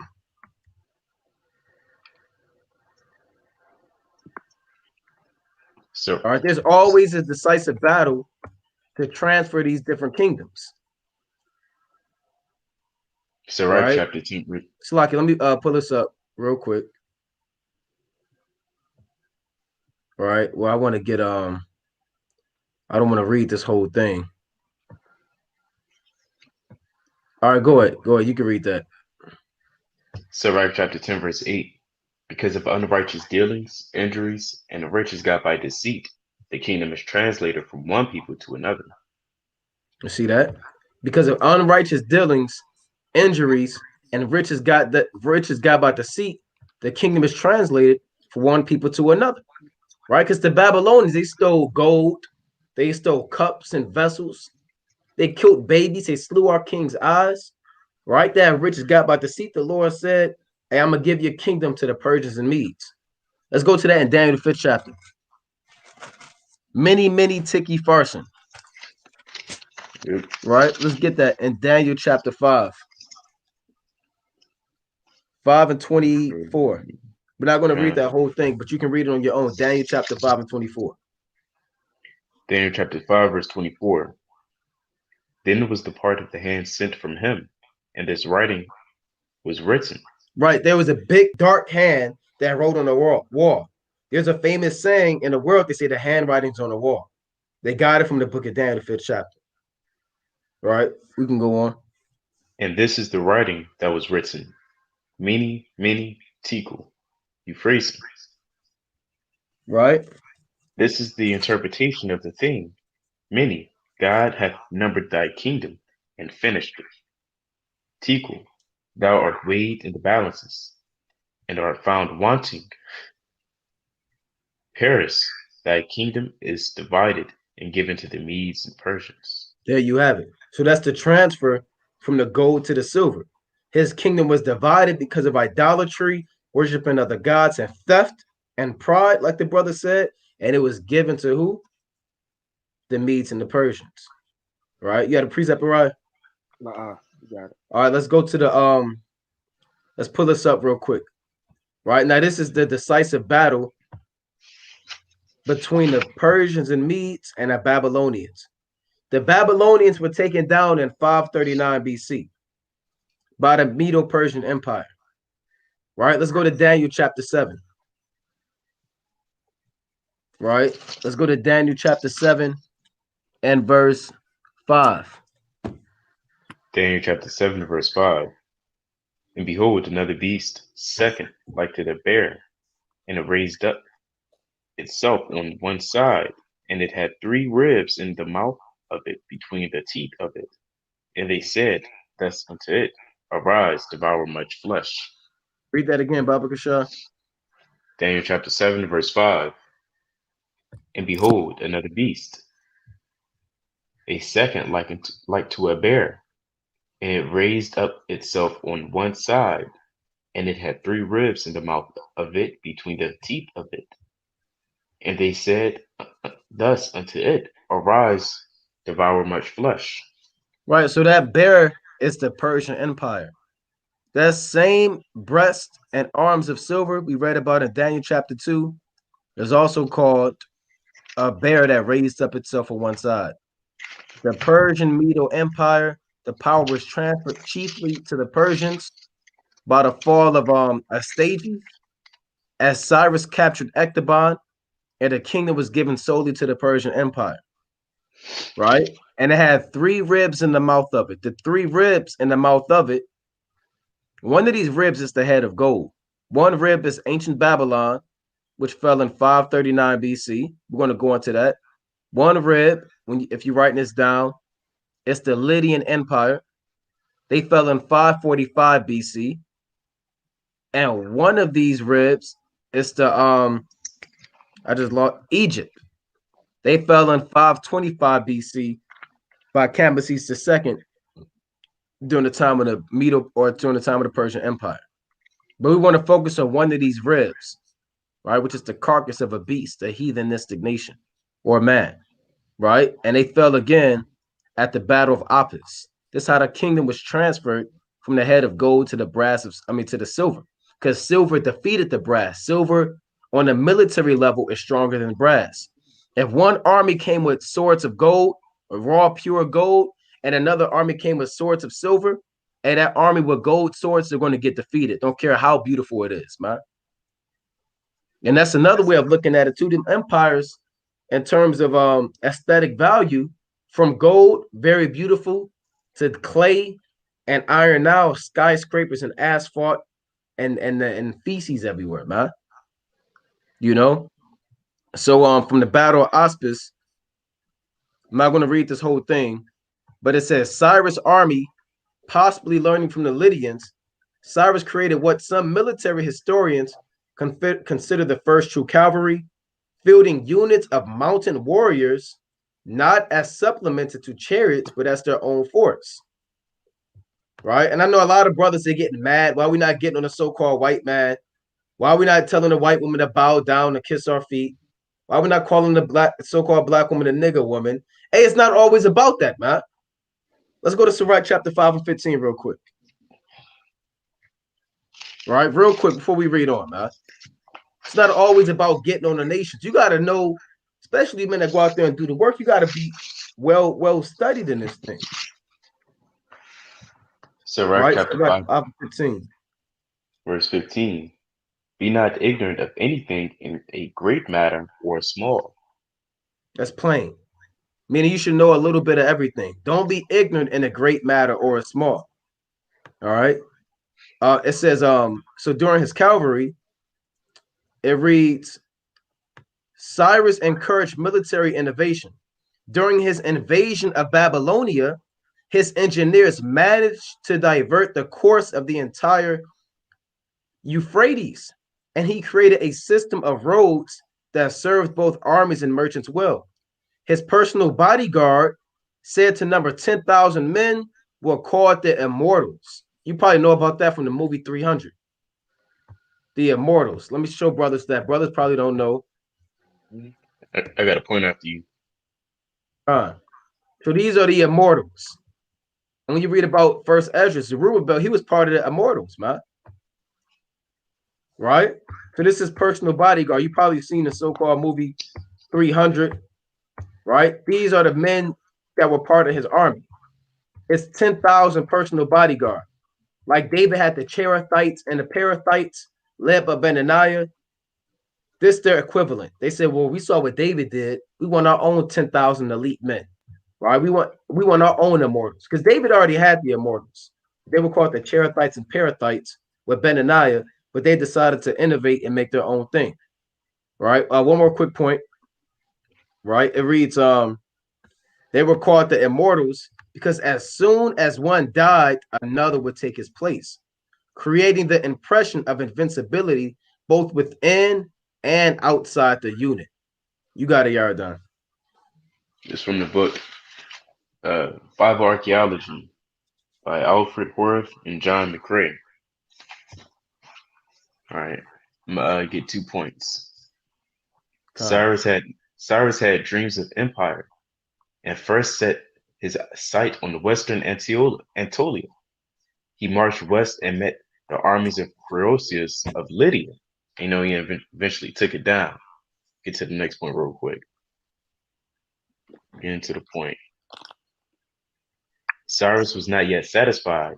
Persian armies advanced east into what is now India and west into Mesopotamia. Nabonidus, Cyrus' one-time ally, had departed for Etima and left his son Belshazzar to rule. Cyrus began chipping away at the Chaldean Empire until by 539 BC. Little more than Babylon itself remained free of Persian control. Only a few hours before the city fell, Daniel interpreted the handwriting on the wall. And it tell you, Daniel 5 and 26, what we just read. Belshazzar, Daniel 5, 26 to 28. Belshazzar died, Daniel 5 and 30. But the fate of Nabonidus, who had returned home only to be captured, is not clear. Before the end of October 539, Cyrus made a triumphal entrance into the city of Babylon. Palm branches were strewn in his path, and that's it on that. What date was that? October 5th? October 539 BC, according to the scholars. That's the perfect date right there. October 5th, 539 BC, when the power was transferred from the head of gold to the arms and the chest of silver. What book is that, Yardan? It's like it just say October 539 BC. Okay, October 539 BC. What book is that? This is Bible Archaeology by Alfred Horth and John McCrae, and it touches on all three of the ribs that's in the bear's mouth. But I just got two for the sake of the points. Now, this is from, and we bring this out often. This is the historical atlas of the Bible, right? I always go into this sometimes. A visual guide from ancient times to the New Testament, right? Dealing with the Persian Empire, right? Now, if you want to get this, it's page 209, right? Page 209. So it's a lot of information out here, man. A lot of dates, timelines, prophecies, right? People that say the so-called white man wrote the Bible. I mean, how can you read the book of Daniel, and I mean the whole Bible, and still come with that, man? People that say the so-called white man wrote the Bible don't understand the Bible. Now, again, it says the rise of Persia. After a bloodless victory over the Babylonians in 539 BC, right? The silver defeated the gold. The Persian king Cyrus went on to build up a strong, tolerant empire, which extended as far south as Egypt. The Persians employed unusual military tactics and remained the dominant power in the Near and Middle East for more than 200 years. In 539 BC, King Cyrus of Persia received the surrender of Babylon without having to fight. Like Yarda went into, they marched in there, man. They surrendered. And we're going to pull that up at the Battle of Auspis. All right. It says, without having to fight. This was the climax of the campaign in which the Persian armies had swept across the eastern frontiers of the Babylonian Empire from the Indian Ocean to the Black Sea, and then struck southwards into the hearts of Mesopotamia. Tension between King Nabonidus. Now, Nabonidus was the last king of Babylon, right? The first king was Nebuchadnezzar. Their second king was Nebuchadnezzar. Their last king was Nabonidus, all right? And Nabonidus, he was from 556 to 539 BC, right? It says tension between King Nabonidus of Babylon and the Babylonian priest of chief god Marduk lay behind Cyrus' bloodless victory. Nabonidus had tried to replace the worship of Marduk with the worship of the moon god Sin, and the Babylonian priests had moved against him. It was wise of the priests of Babylon to welcome the Persian victor, right? So the priest kind of let these Persians take over. You got it, Yardan. It's the levy back. All right, and what'd you just read? This is from again for brothers, the Historical Atlas of the Bible, a visual guide from ancient times to the New Testament by Dr. Ian Barnes. I was on page 208, right? And you can read, you know, you can't really see it, but you can read this kind of first paragraph. You want to kind of get into it. This from the same book, page 134, right? Cyrus the Great and the Persians. Cyrus had carved out an empire larger than anything the Near East had ever seen. Daniel Chapter 5, verse 31 reports that Darius the Mede received the Chaldean kingdom, but no such person is known extra biblically. And that's really it. And here's the map right here of the Persian Empire. Right? Here's the vast Persian Empire. Right? I believe, let's go to the book of well, we don't have to go to that yet. I want to finish this battle. I believe we finished it, the Battle of Auspis, right? When they came and took down Babylon. All right. So they actually have a map on the invasion from Gutium all the way down to Babylon. All right. A little bit more on this. The Battle of Auspis is in 539 BC between the armies of Persia under Cyrus the Great and the Neo-Babylonian Empire under Nabonidus during the Persian invasion of Mesopotamia.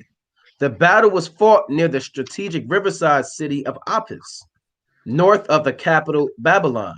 It resulted in a decisive defeat for the Babylonians.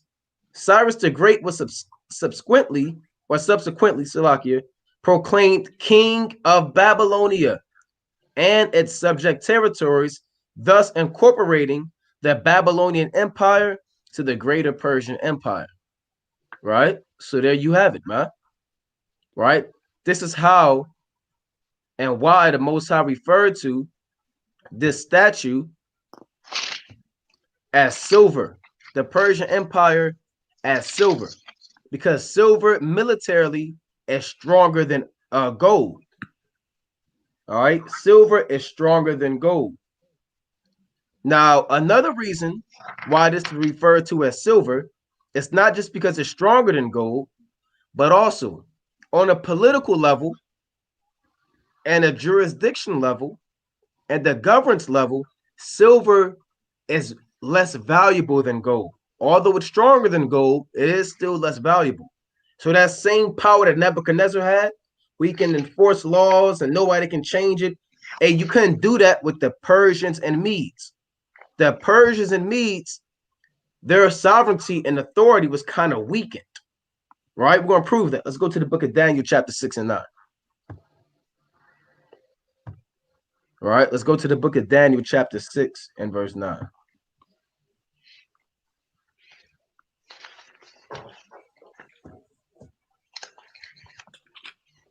The book of Daniel, chapter 6, verse 9.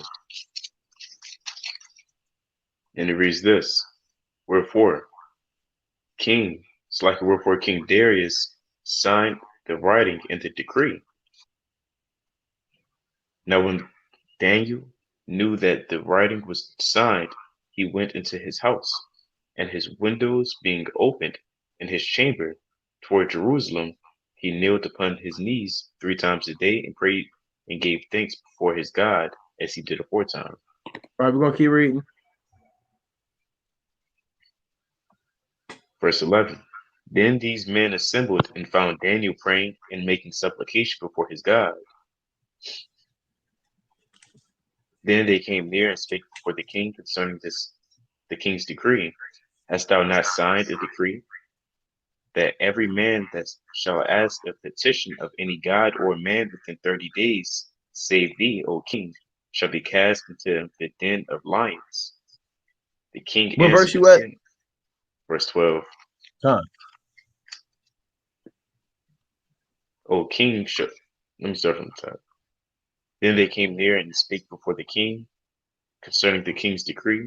Hast thou not signed a decree that every man that shall ask a petition of any god or man within 30 days, save of thee, O king, shall be cast into the den of lions? The king answered and said, The thing is true, according to the law of the Meads and Persians, which altereth not. Now the law of the Medes and Persians that altereth not is even a king. He can't go and reverse his own law. Right? Now, Nebuchadnezzar, he could do that. He could do what he wanted to do. He could say, well, today we want to worship this. Well, tomorrow, no, we're going to do this. Hey, this empire, they couldn't do that. The king can make a decree, but the king, his power was limited by other men that could say, well, look, you signed this decree. You can't go back and change it. Right? Let's go on. And that shows you the authority is slowly being diminished and limited as we go throughout these different kingdoms. Go on. Verse 13.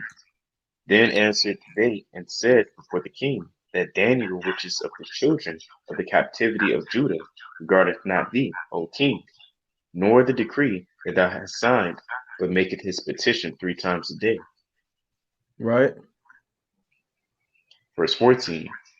Then the king, when he heard these words, was sore displeased with himself and his heart on Daniel to deliver him, and he labored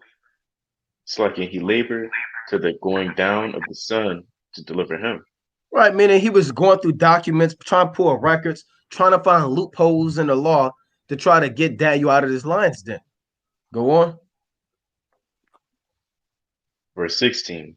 Then the king commanded, and they brought Daniel and cast him into verse the verse 15. Oh, Salaki, verse 15.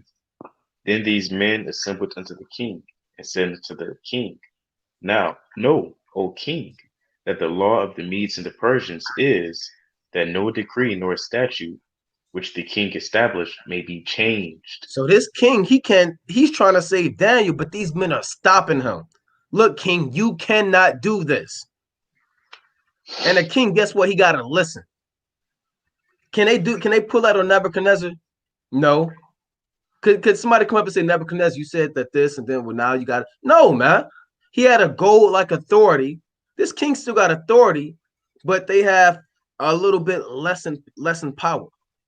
You have a certain jurisdiction where a king cannot go back and reverse something that he has said. All right. So these are precepts to show how this, even on a political level, the value is being diminished. You had a point, Yardan? God, and this is also from the same one, Biblical Archaeology, since we touched on the Persian Medo Empire. I gotta get that book right there. I gotta get that one. Persian policy towards subject people differed radically from that of previous empire builders, whereas previous world rulers had humiliated and oppressed their conquered subjects. Cyrus engaged in what has been called persuasive propaganda, which helped both to win and maintain empire. And as we mentioned, the king didn't really have to do that persuasive propaganda. Whatever he said, it was, right? Rather than enforcing new subjects to take on at least a portion of the conqueror's religion, Cyrus encouraged them to worship their own gods in their own ways. And Cyrus asked that those gods pray that he and his son would have long lives. Similarly, Darius later asked the Jews to pray to God for the life of the king and his sons, Ezra 6:10. That's a good point, man, because that's what they did. Everybody had to worship Nebuchadnezzar, but Cyrus, you can kind of worship your own God. Right now, everybody kind of got their own say-so, man. So now power is being kind of distributed. Remember, it went from one unit, one solid head. Now it's being divided to three parts: the Persian Empire and the subjects that was under him. Right, and they had 127 provinces. Let's go to Esther 1:1, from India to Ethiopia. Right, 127 provinces. If you want to see how vast the Persian Empire is, read the book. Watch the movie 300, and that movie never gets old. The book of Esther, chapter 1, verse 1.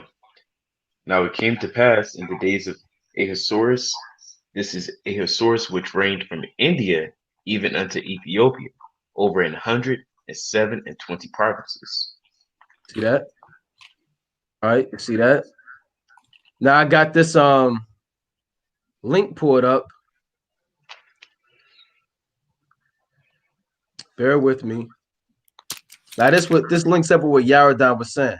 This shows you the power or the value of his dominion being slightly tarnished because he has something called, what they have now, religious tolerance. Right? Now this is the Tolerance Project, Cyrus the Great and religious tolerance, meaning you can kind of do your own thing. All right. It was still order. It was still kind of strict. He was still a king, but you can kind of do your own thing. Right? Now it says in 550 BC, Cyrus, king of Ashan, founded the Achaemenid Empire, which is another way of saying the Persian Empire, by conquering the kingdom of Media. That's the bear standing up on one side. During Cyrus' reign from 550 to 530 BC, the Achaemenid territory stretched from the Balkans to Central Asia. The Achaemenid Empire was the largest empire by percentage of world population in history. Approximately 59 million of the world's 112 million people at that time. 44% of world population. So this empire had almost half of the people on the earth in it. He conquered half the earth. Right? They all lived under his rule. It was also the most diverse and pluralistic empire in the world at the time, unifying different nations, tribes, languages, cultures, and religions. Tolerance was one of its most defining characteristics. Tolerance is the social acceptance of other so-called religions or gods. All right. So now we're going through and showing you again, this empire of the Medo-Persians is referred to as silver because silver is stronger than gold. Silver took down gold. Silver took down gold at the Battle of Auspis in 539 BC. Although silver is stronger than gold, silver is less valuable than gold. So the amount of authority from an absolute monarchy of Nebuchadnezzar is being devalued between a joint empire and a tolerant empire where you can pretty much do your own thing. Right? So brothers should understand now what this statue is going into. All right, let me pull it back up. Here's the statue again. We broke down the head of gold and we dealt with the silver. Right? We dealt with the silver. And here's again the Persian Empire on the map right here. From India all the way to Ethiopia. The largest empire ever recorded in human history. It's about as wide as the so-called United States, man. Yeah, that's big. That's crazy. Jake looking on the map thinking that's small. That's humongous. Yeah, that's huge. That's huge. This is huge of its time, man. And everybody was in order. Jake can't even get their damn house in order. Can you imagine running an entire empire? Hey, that's how it's going to be in the kingdom of heaven, man. Right? It's like each brother may have a land mass that size in the kingdom of heaven, man. Here, brother, you're going to get this land. Because we're going to have to set up the landmarks for the different kingdoms. Here's the landmarks for the Moabites. You Ammonites, don't cross the Moabites. Right? Here, Ryan, you're in charge of all of the children of Ammon for 1,000 years. Right? Get them in order. Right? Take whatever provisions you need. How many chariots do you need? How much gold and silver? How many women do you want? How many whipping sticks do you need? And you get out there and you do your thing. Hey, man, hey, brothers going to love going to work in the kingdom, man. God. And I want to go horseback, man. Sometimes I'll be in the chariot, then I might want to be on a horse. You know, take a lion with you. It's going down. All right. So let's move on to the next empire. All right. The next empire that we want to deal with is the belly and the thighs of brass. Let's pull it back up again. Right. The bellies and the thighs of brass. The bellies and the thighs of brass is going into the Greek Empire. The Greeks from 331, again, from 331 to 146 BC. 331 BC to 146 BC. And that's the same. It has more units than the silver. The silver had a chest and 2 arms. This has a torso, a midsection, and thighs. So now the power is being distributed more through as the image goes down, as you can clearly see. From 1 unit, 1 head of gold. Now you have the silver with 3 units. Now you have the belly, the midsection, and the thighs of brass, which are more units. So it's showing the distribution of the power and the strength of the power at the same time. While the Greeks refer to as brass, brass is stronger than silver. If you go to war with silver swords and I go to war with brass shields and brass swords, and you're going to lose that battle with that silver. The Greeks, which are the brass, they took down the Persians and the Meads. So let's deal with it on the military level. Brass militarily is stronger than silver. All right. Brass is stronger than silver. The Greeks are stronger than the Persians on a military level. Right? Let's go to the book of Daniel, chapter 11 and 1. All right. Let's go to the book of Daniel, chapter 11 and verse 1. Book of Daniel, chapter 11, verse 1. Oh, just like it. Let me get there, Bible to show. All right. Also, I, in the first year of Darius the Mede, even I stood to confirm and to strengthen him.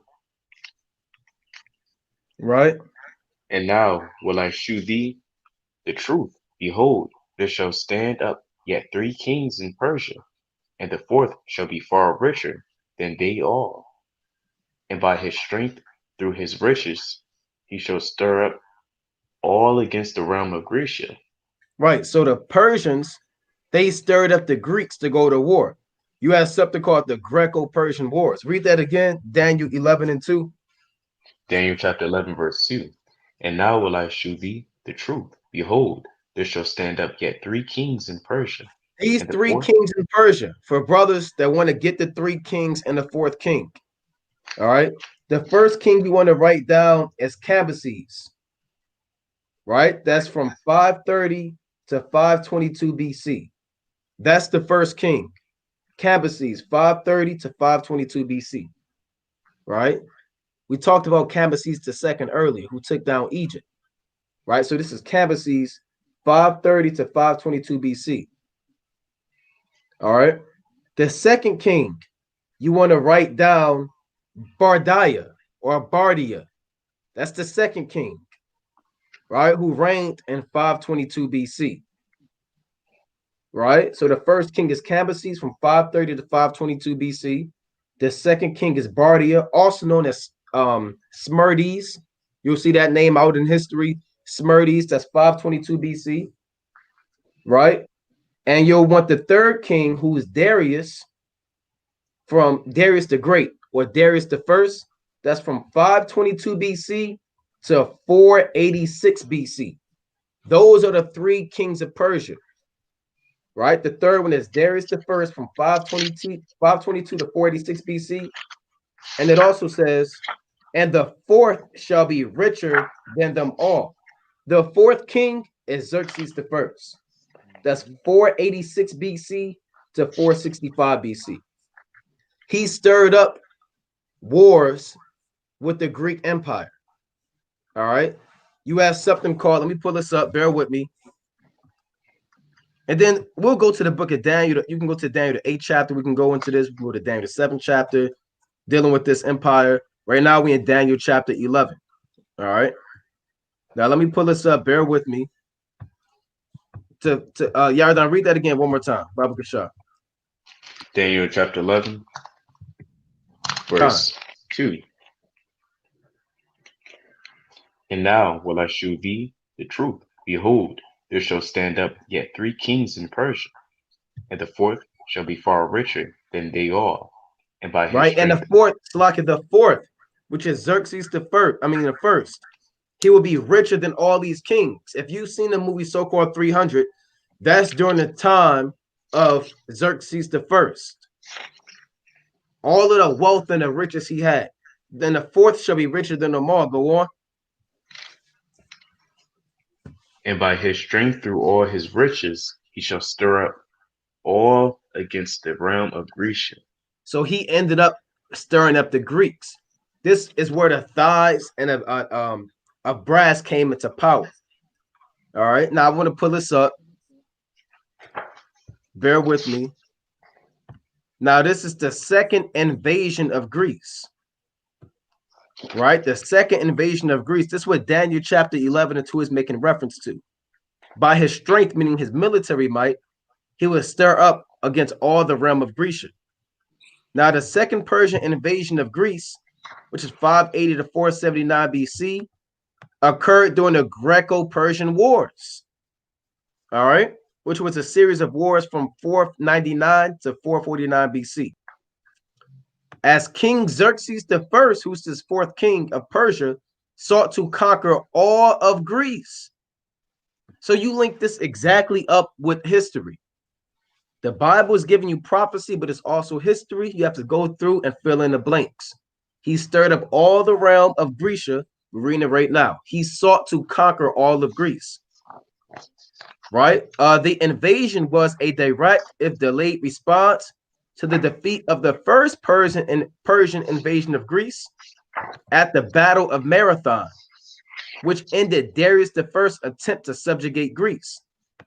After Darius' death, his son Xerxes spent several years planning for the second invasion, mustering an enormous army and navy. The Athenians, and this is when you get the so-called 300 from, and Spartans led the Greek resistance. About a tenth of the Greek city-states joined the allied effort. Most remained neutral or submitted to Xerxes. So this where the thighs first came into power, where the Greeks kind of came in here, and they fought against the Persians. All right, they were fighting for well over 200 years. All right, fighting for well over 200 years. Let's go to the book of Daniel, chapter 8.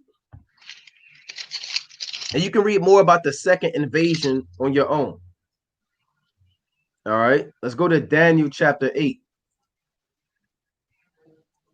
And we're going to read 1. So we're going through this to show you the military aspect of how brass is stronger than silver, meaning how the Greeks are stronger than the Persians and Meads on a military level. After that, we'll focus on a political level. All right. So Daniel chapter 8 and 1. Daniel chapter 8, verse 1. In the 3rd year of the reign of the king Belshazzar, a vision appeared unto me, even unto me Daniel, after that which appeared unto me at first. Right. And I saw in a vision, and it came to pass, when I saw that I was at Shushan in the palace, which is in the province of Elam. And I saw in a vision, and I was by the river of Ulai. Then I lifted up my eyes and saw, and behold, there stood before the river a ram which had 2 horns, and the 2 horns were high, but one was higher than the other, and the higher came up last. Right. So if you're looking on the map, this is where Daniel was at when he saw this vision. And Susa, or Shushan the palace, right? He was here. He was by the river Ulai, which is near the Tigris River. And what did he see? Let's read this again in this vision, Daniel 8 and 3. Daniel chapter 8, verse 3. Then I lifted up mine eyes and saw, and behold, there stood before the ram, it's like there stood before the river a ram, which had 2 horns. And the 2 horns were high, but one was higher than the other, and the higher came up last. Right, so these 2 horns that are high, it's the same thing as Daniel chapter 7 about the Medo-Persian Empire. These are the 2 horns that were high.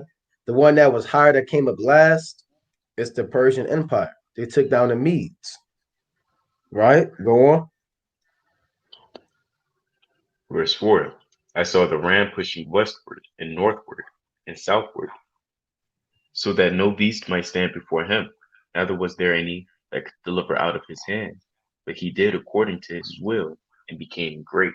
Right, he pushed westward. I'm going to pull up the map one more time. Right, he pushed westward, right, southward, northward, and nobody can take this man down.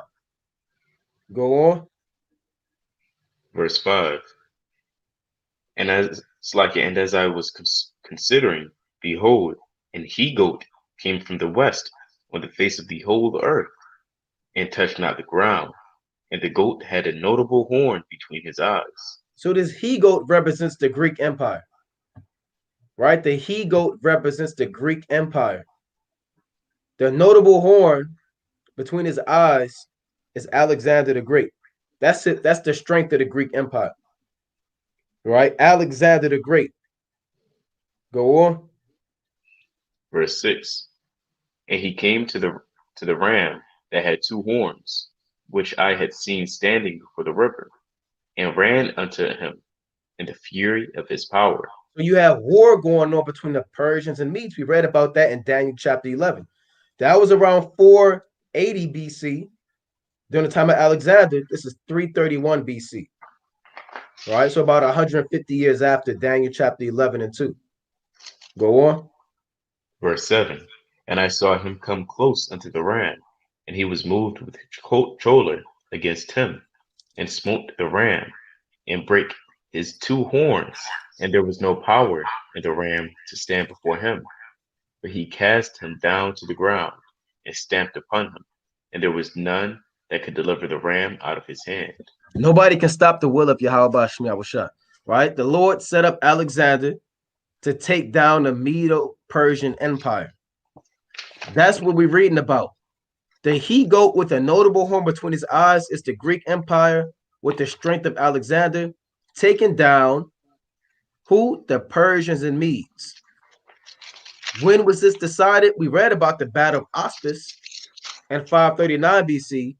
The battle that you want to focus on right here, we went into this earlier. We did the marathon class for the Day of Atonement. It's the Battle of Gaugamela.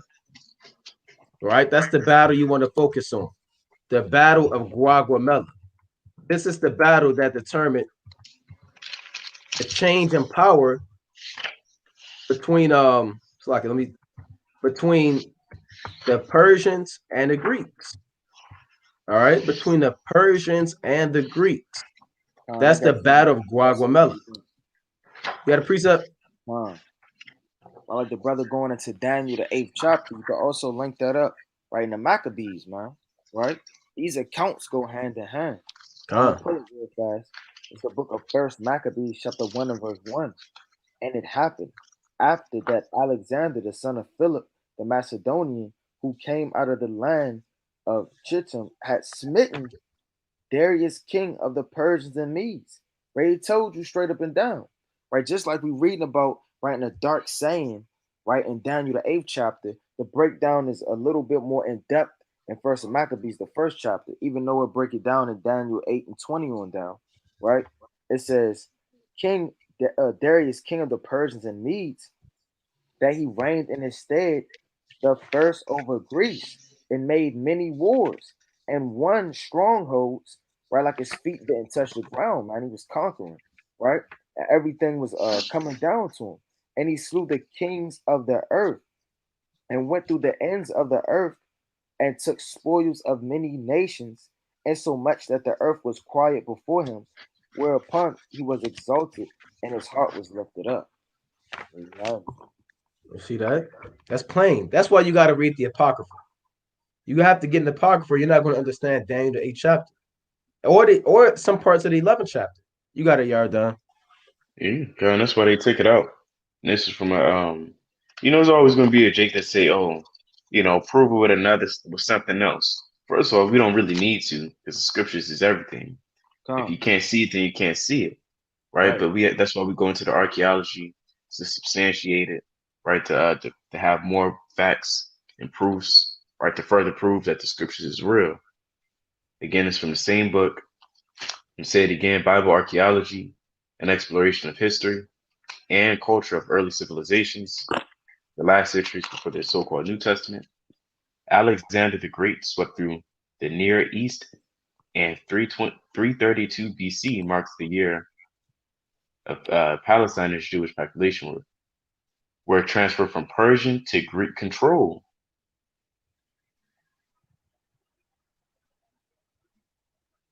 That's all I wanted. There you have it, man. All right. So a lot of people don't believe us, they want to see the so-called white man. They say, why it's talking about the Greeks? It said he goat, right? It said horn. How do you know it's the Persians and Medes? It said a ram with 2 horns, and one was high, right? That's not what it's talking about. When the last time you seen a ram, 1 horn all the way up here, 1 horn down here, and a damn he goat running full force, and they damn killed this ram, man, and broke his horns, and he stamped upon him. It became great. And these things don't happen in the so-called animal kingdom, but they happen in the Most High's realm, right? Now to link that up, this again, the historical atlas of the Bible, a visual guide from ancient times to the New Testament, right? Alexander's empire. This page 222. Alexander inherited 2 things from his father, Philip II of Macedon: a large and capable army, and a plan to conquer Persia, right? In the spring of 334, he crossed the Hellespont with 35,000 men. He attacked an army of Persian and Greek mercenaries at the river of Granices, defeating it with little loss to his own forces. His victory ensured the eventual submission of all the states in Asia Minor. Alexander refused to engage the substantial Persian fleet and resolved to defeat it by occupying all coastal cities and ports in the Persian Empire. Now I'm going to get down to the point. Here you have it in the second paragraph. On the Nile estuary, Alexander founded the city of Alexandria. So I can bear with me. Khan founded the city of Alexandria, which became a center for science, philosophy, and trade. Alexander moved north to attack Babylon, crossing the Euphrates and Tigris. He again met Darius, defeating him at Gaugamela. which is 331 BC. Darius fled and was eventually murdered by his own generals. When Alexander reached Persepolis, the Persian capital, he burned Xerxes' palace in revenge for the destruction of the Acropolis in 480. With Darius dead, Alexander could legitimately claim to be the great king. So that's him taking down, Salaki again, the Persian Empire. This again, why you have that brass defeating the silver. All right. And for brothers that's having a hard time following, you got to rewind it and pause it. Take the notes, go back, rewind it, take the notes, look up the books. Hey, you got to labor in this thing, man.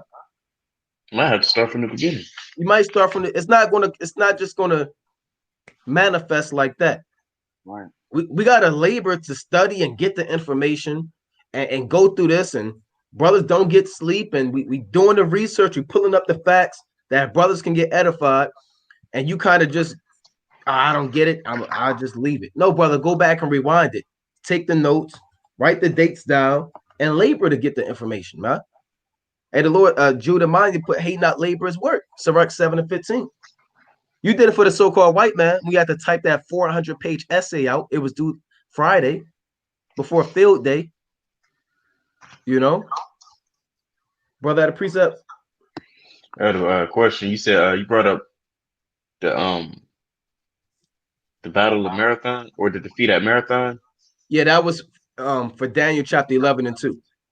The Battle of Marathon was a decisive battle for the first invasion of Greece during that time by Darius. That's what people, brothers that don't know, that's where the word marathon comes from. When you have to run a marathon in a race, it goes back to that battle, because the man had to run from Marathon back to the city to declare the tidings of the defeat and the victory at battle. All right, that's where you get the word marathon from. It goes back to real life. All right, so this Bible is real, man. That's why I love going to the book of Daniel. Right, it got a whole different spirit in it. Daniel got a different spirit than Psalms. Psalms got another spirit than Ezra, Genesis. It's all the word of the Most High. And I hate to use the word, the terminology, different spirit, because it's all the spirit of Yahweh Hashem Yahushua, but it's different. It's a different reading. I'll put it like that. All right. So let's go back. You had something? You read the where'd you read to, Ariah, when you read the first Maccabees? I read up to 4. Let's read the 7, Baba Kasha. We're gonna go up to verse 7.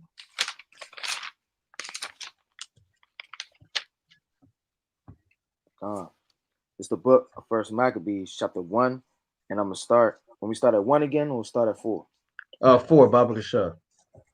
Verse 4. And he gathered a mighty strong host and ruled over countries and nations and kings who became tributaries unto him. And after these things, he fell sick and perceived that he should die. So Alexander perceived that he should die. Let's go to Daniel chapter 7 and 6. And how did Alexander die of AIDS? Or syphilis, HIV positive, gonorrhea, stage 3, because he was a known homosexual. Yeah, Alexander would fight naked from the waist down. Right? Riding horseback. And he was killing people too, man. Hey, and guess what? Hey, the Lord was with him. Right? To take all these different heathen down, man. So let's go to that. Got a quick precept. Proverbs 21:1. The king's heart is in the hand of the Lord. As the rivers of water, he turneth it wheresoever he will. There you have it. So the Most High running the show, man. Right? The Most High is running all of these kings. 7 and 6. Daniel chapter 7, verse 6. After this I beheld, and lo, another like a leopard, which had upon the back of it 4 wings of a fowl. The breast had also 4 heads, and dominion was given to it. Right. Now it says, lo, another like a leopard, which had upon the back of it 4 wings of a fowl, and the beast had 4 heads. Right? So the 4 wings of a fowl are the 4 jurisdictions given to Alexander's generals after his death. The 4 heads are these 4 men. Right? So for brothers is writing it down, the first head off of this, what is this? A leopard, right? God. Khan. The first head that you want to write is Cassander. Cassander, he had the territory of Macedon and Greece. So Cassander, he had Macedon and Greece. The second general that Alexander gave his kingdom to, part of his kingdom to, was Lysimachus. Lysimachus had Thrace and Asia Minor, right? Lysimachus had Thrace and Asia Minor. His third general that he gave part of his kingdom to after his death was Seleucus I, who had Syria and Mesopotamia, right? Syria and Mesopotamia. And the fourth general that he had was Ptolemy I. And he had the Holy Land, Egypt, and other parts of North Africa. So his 4 generals are Cassander, Ptolemy, Lysimachus, and Cassander. He had other generals like Antipater, Perdiccas, and other men at a time, but these are his top 4 generals. And he had Antigonus too. Salakia. Real fast. With the brother going into, being a scribe, right? So I got it written down right here, right? For the brothers. There you go. That's what brothers could see that. Right? Cassander, 4 generals. Right? So brothers, you got no excuse, brothers. It's all in there. And he scribed it out for everybody. So brothers can see. Because brothers not going to be able to see my notebook. Right? If I can't go and read my notebook and then show brothers the damn breakdown. Right? So brothers got it, man. And Salaki, another with the beginning, brothers could, I scribed out that too. So there you go.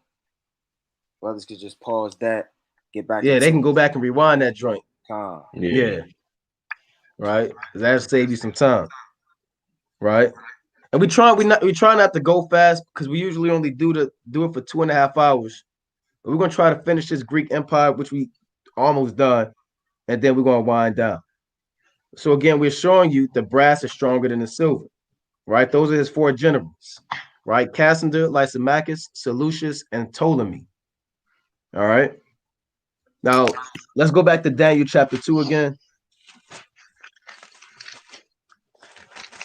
The book of Daniel chapter 2, verse 32. Let's read 32 again. This image's head was of fine gold, his breast and his arms of silver,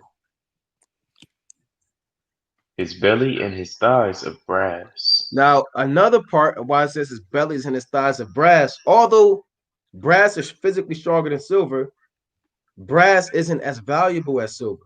So we went to how the amount of power and rulership was diminished throughout each kingdom. So remember, absolute control was given to Nebuchadnezzar.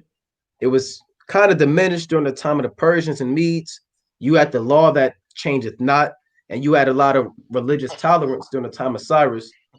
It got a little bit worse during the Greeks, right? The Greeks' power was divided. You had different city-states, right? You had something called city-states.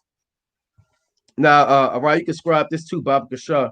These are the top 3 city-states that they had. Now, for those that don't know what a city-state is, it's like the United States of America, but during the time of ancient Greeks. You had the Delian League. That's one of the city-states. Now, I'm going to pull it up on the map. You had the League of Corinth. Right? You had the Delian League, the League of Corinth, and you also had, Salakia, the Achaean League. That's Achean. These are the different city-state leagues that had that where power was distributed during the time of the Greeks. So let me see if I can put it up just to show you brothers. You said ACH. ACHEAN. All right, for brothers that's unfamiliar with a city state or a different league, I gave you the three main ones. Now, here's the Delian League, right? The Delian League was founded in 478 BC, was an association of Greek city-states with the number of members numbering between 150 and 300 under the leadership of Athens. So you have all of these different city-states that came in joint forces to fight against the Persians. So now you see it's not just one joint ruler. You have something called city-states, Salakia, which are different states, for lack of better terms, that come together for a common cause. All right. So you have city-states. You have the Delian League, the Achaean League, and the League of Corinth. All right. These are different leagues. I want to pull this up a little bit larger. Right. And now you can see that this kingdom is divided, man. You have Macedonia, Thessaly, right? You have all these different empires, but they're all the same people. You have this color violet, blue, yellow, orange. They're all the same people divided, but they all came together. And everybody's doing their own thing in their own city-state. They got their own laws. Every city-state got their own so-called official, their own leaders. So now the power is being diminished. You don't even have a king. You got different so-called like leaders, man, that came together. Right? This is what made the Greek Empire brass-like in value in terms of political sovereignty and governance, because it went from one king like Nebuchadnezzar to a joint empire. So now you have city-states. And the Greeks are also famous for a democracy, right? They're famous for having what you call the democracy. They say America's a democracy. They got that from ancient Greece, which is a philosophy which literally means power to the people. With a power of choosing an official is delegated to the citizens that are in that empire. That's what a democracy is. So that's why people believe that they have a right to choose who runs this country. They say, well, this is a democracy. I have a right to choose between the lesser of two evils, right? Well, you got that from ancient Greece. That's why America is. They're an incorporation of these seven heads. All right, Con. There you go. Right there, you have it. Those are so brothers can go back and kind of pause that, man. The Delian League, the League of Corinth, and the what else I say? The Achaean League, right? And they also had a democracy too, right? A democracy where the power is now given to the people, like I said, right? So this kingdom, there's no authority. If you gave power from the king to the people, now you kind of the kingdom's definitely going to fall. That's a sure way for your kingdom to fall. You got a point, Yaradan? Just an example or a precept, rather. This is Matthew chapter 12, verse 25. And Yahushua knew their thoughts and said unto them, every kingdom divided against itself is brought to desolation, and every city or house divided against itself shall not stand.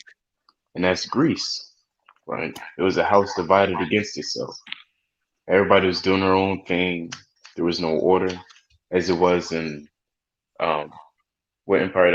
The Babylonian Empire and the Assyrian Empire. So it was all scattered throughout. That's why even in the movie 300, you had wicked politicians. You know, I can't remember his name, but he was basically bearing false witness, right, putting out bad names, bad reports. Didn't he rape Leonid's wife? Yep.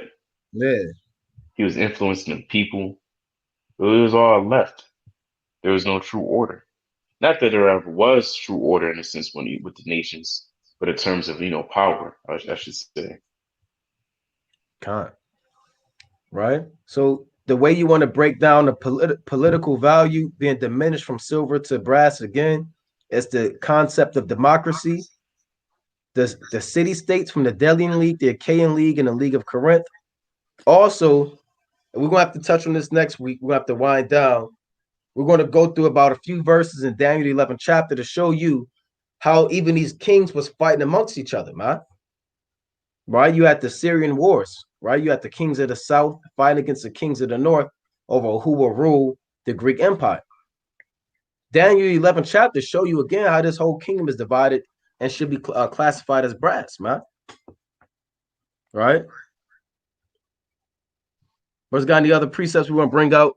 Because we definitely not going to be able to finish the whole thing. Yeah. I'm go to the classic. It's the book of Revelation, right? Chapter 3 and verse 3.